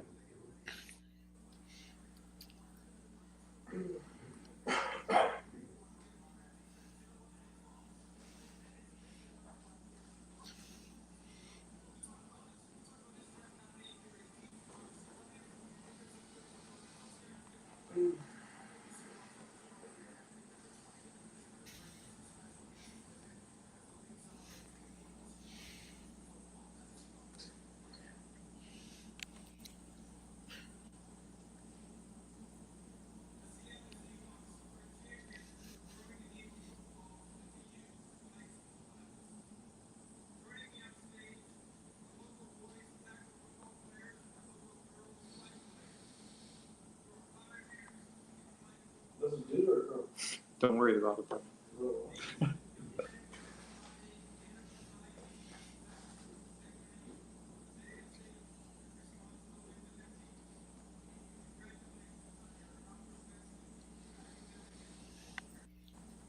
Yeah, so San Diego, as I always call them. Yeah, I still get that in Oakland all the time. That's a tight end. One of the tight ends is going there. That's great. That would be great. I like that a lot, actually. Yeah. Yeah, that would be a good one. I wonder if we.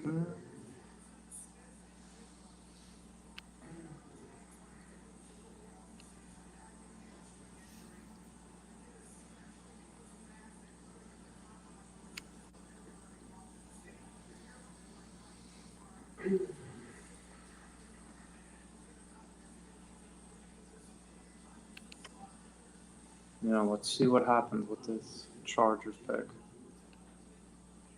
Yeah, and if Eckler's going to be dealt, I know he's requested a trade, whether they're going to do that, but the top two running backs already gone off the board. It's not like they trade him and replace him. Yeah. Gibbs would have been a good fit, too, especially if they were going to think about moving off by Eckler since he's gone.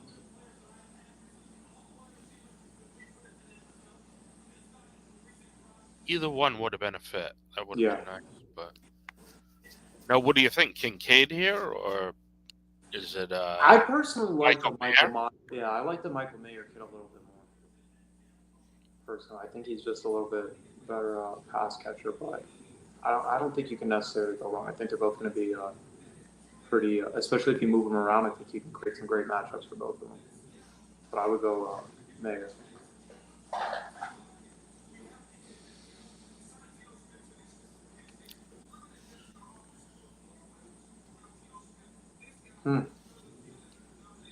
I want to know where they're doing this in Kansas City too, because this door that these guys keep walking out of, it gives me like either train station vibes. It is. That's what it is. It's a train station. Yep. Yeah, because those doors, I was just like, what? Where are they coming from? Yep, it is a train station. That's pretty cool. First time to draft at a train station. Yep, between there and the museum for the First World War. Oh, okay. Damn. Yeah, Lindsay Theory, who does work for the Chargers, number 21, tight end, a wide receiver here. Okay. So they're looking for a skill position. Just trying to surround as much talent around around Herbert. Yep. Let's see. We got anything on Twitter for this pick? Nothing yet.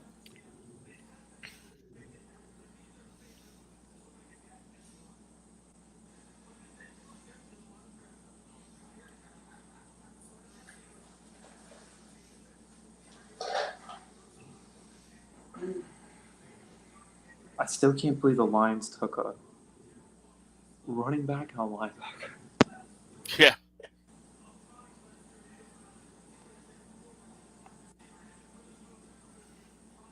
Oh yeah, Tyreek Woolen and Witherspoon. I didn't even think about the combination. Yeah, because Woolen was good last year. Yeah, he was very good. Yeah. And they got Kobe Bryant too to play in the Yeah. slot. Yeah, they're building up again. Drafted Cross in the first round last year. Yeah, and Kenneth Walker. Yeah, they got a little squad cooking up. Mm-hmm.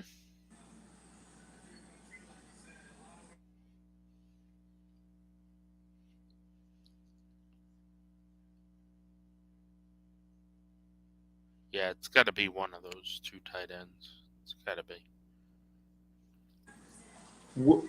Baltimore's next. I'm sure Baltimore wants a wide receiver to still be on the board. I'm letting you go, Mom.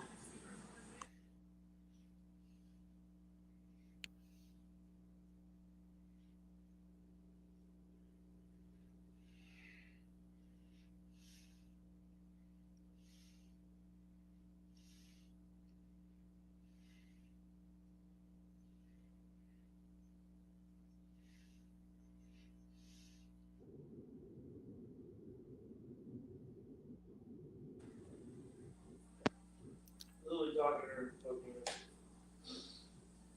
I feel bad about that. Yeah, we'll probably give it to the Chargers pick, and then we'll sign off. Okay. I was thinking after Baltimore, if you want to just do after, Yeah, we'll do Baltimore just because Okay. it's Lamar Jackson. Yeah. I got the Chargers pick here. Yeah. Quentin Johnson, wide receiver. Oh, I wanted him for Baltimore. Big-bodied receiver. I like that. I got some big bodies out there now with him, Mike Williams. Still got Keenan. If they can add a tight end, they're going to be stacked.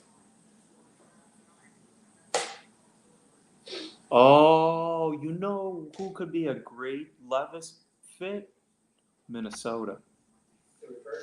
Yeah. You know what? The other day I mocked him there. I didn't even think about that.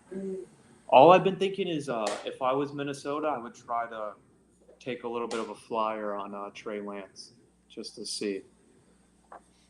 Yeah. If there's anything there, especially because Cousins coming into a contract year, and I doubt they want to pay him again. And the Kellen Mond thing just did not work out. At all. They quit on that thing as quick as possible. It's not often you see a third-round pick gone that quickly. Yeah, just out the door.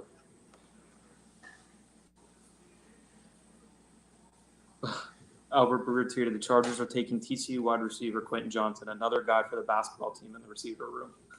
Mm-hmm. It's a big dude right here.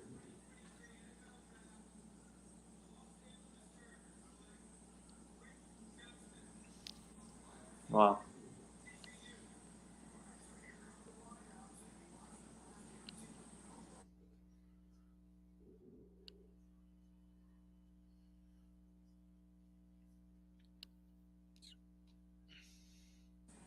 So if you're Baltimore, are you going receiver, taking Flowers?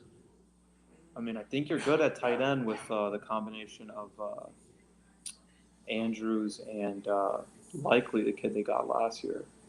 Yeah. Maybe corner. Corner could be another spot. Peters is a free agent still. Humphrey's getting a little bit up there in age. Who's the best corner still available?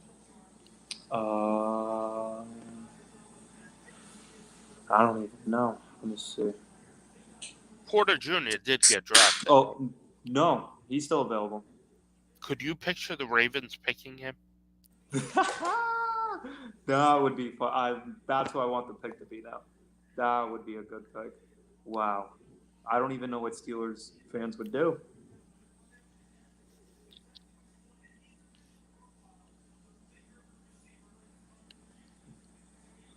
Yeah, that would be funny if he goes to Baltimore. I don't even know what his dad would do. Forget the fans.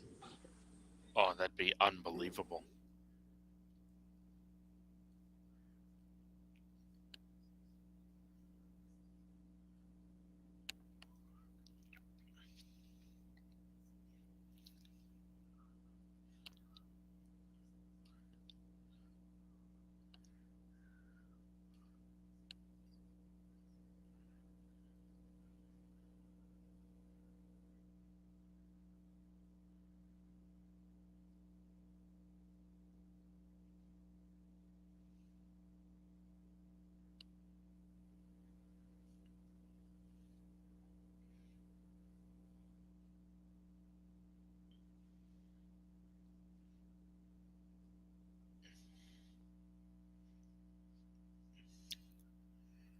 All right, so just waiting on the Baltimore pick here. Lamar Jackson signed to a big contract today.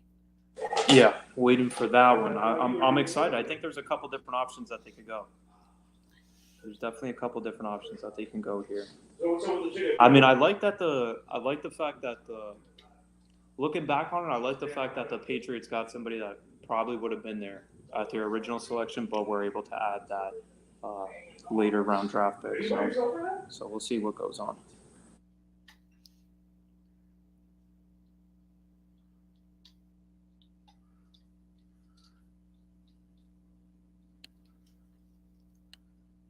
Oh, Christian Gonzalez taking a picture with the Patriots fan. Let's see. I'm waiting to see if we get anything on this Ravens pick. That'll be interesting. I mean, you feel like they have to. I mean, after not investing in, I mean, I can't even say they didn't invest in wide receiver because they did take Bateman and they did take, Hollywood Brown. So it's not like they haven't tried to get something in that first round to surround with Lamar. It just hasn't worked out. Yeah. And I mean, that's why I kind of wanted Johnson because, Hollywood is not the biggest and because of, Bateman just not having worked out. And now you have it's Odell outside, and we haven't seen him fully healthy. So we'll see what happens there.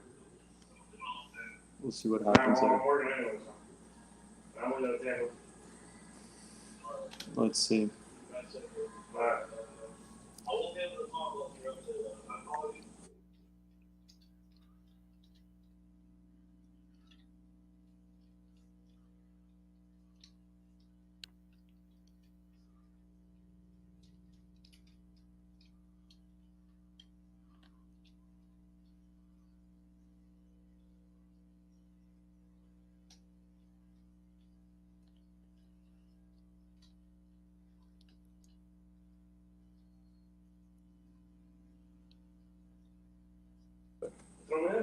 We get anything yet on this Ravens pick? I'm going to refresh Twitter now.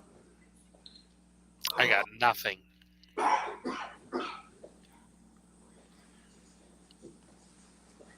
Go to sleep, baby. Let's see. No, nothing. Nothing on the Ravens as of yet.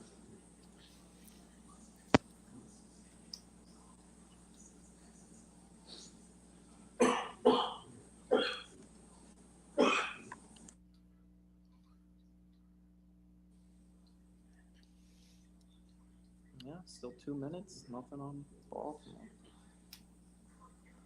Maybe they quit. Yeah, they just logged off. Having communication issues. Technical difficulties. I'm happy that Lamar finally got taken care of, though. Yeah, no, have good to keep deal. dragging that out. Yeah. Poor Jalen Hurts, though, could only bask in being the highest paid player for, 20 hours? Yeah, it really wasn't that long, but hey. Yeah, wasn't that long. Wasn't long at all. So, yeah, he's just below Kyler in guaranteed money. Kyler got 189.5. Lamar's at 185. And Jalen was at 180, so nice little starting numbers for Burrow and Herbert. Oh, yeah. I think Burrow's going to break the bank. Yeah. Even yeah. Seattle, you never expect that. Yeah, I think he's done. I think the Celtics just closed out Atlanta. Yeah. Yeah, so they was just tied. went on a 11-0 run. Okay, to finish them off. I can't believe Ravens are taking Boston College receiver Zay Flowers.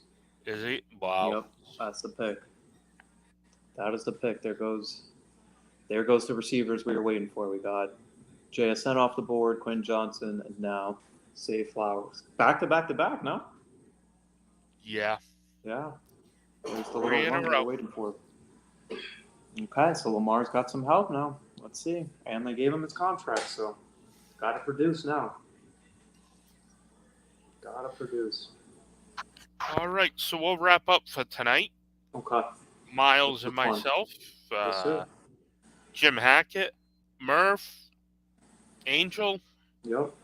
the rest of the crew that joined us, Tampa Patriot Fan Club, and the Wilmington Patriot Fan Club. Thank you for joining us. We'll be with you very soon. Yep. From Until E2G next time. Sports, have a good one. Have a good night, guys.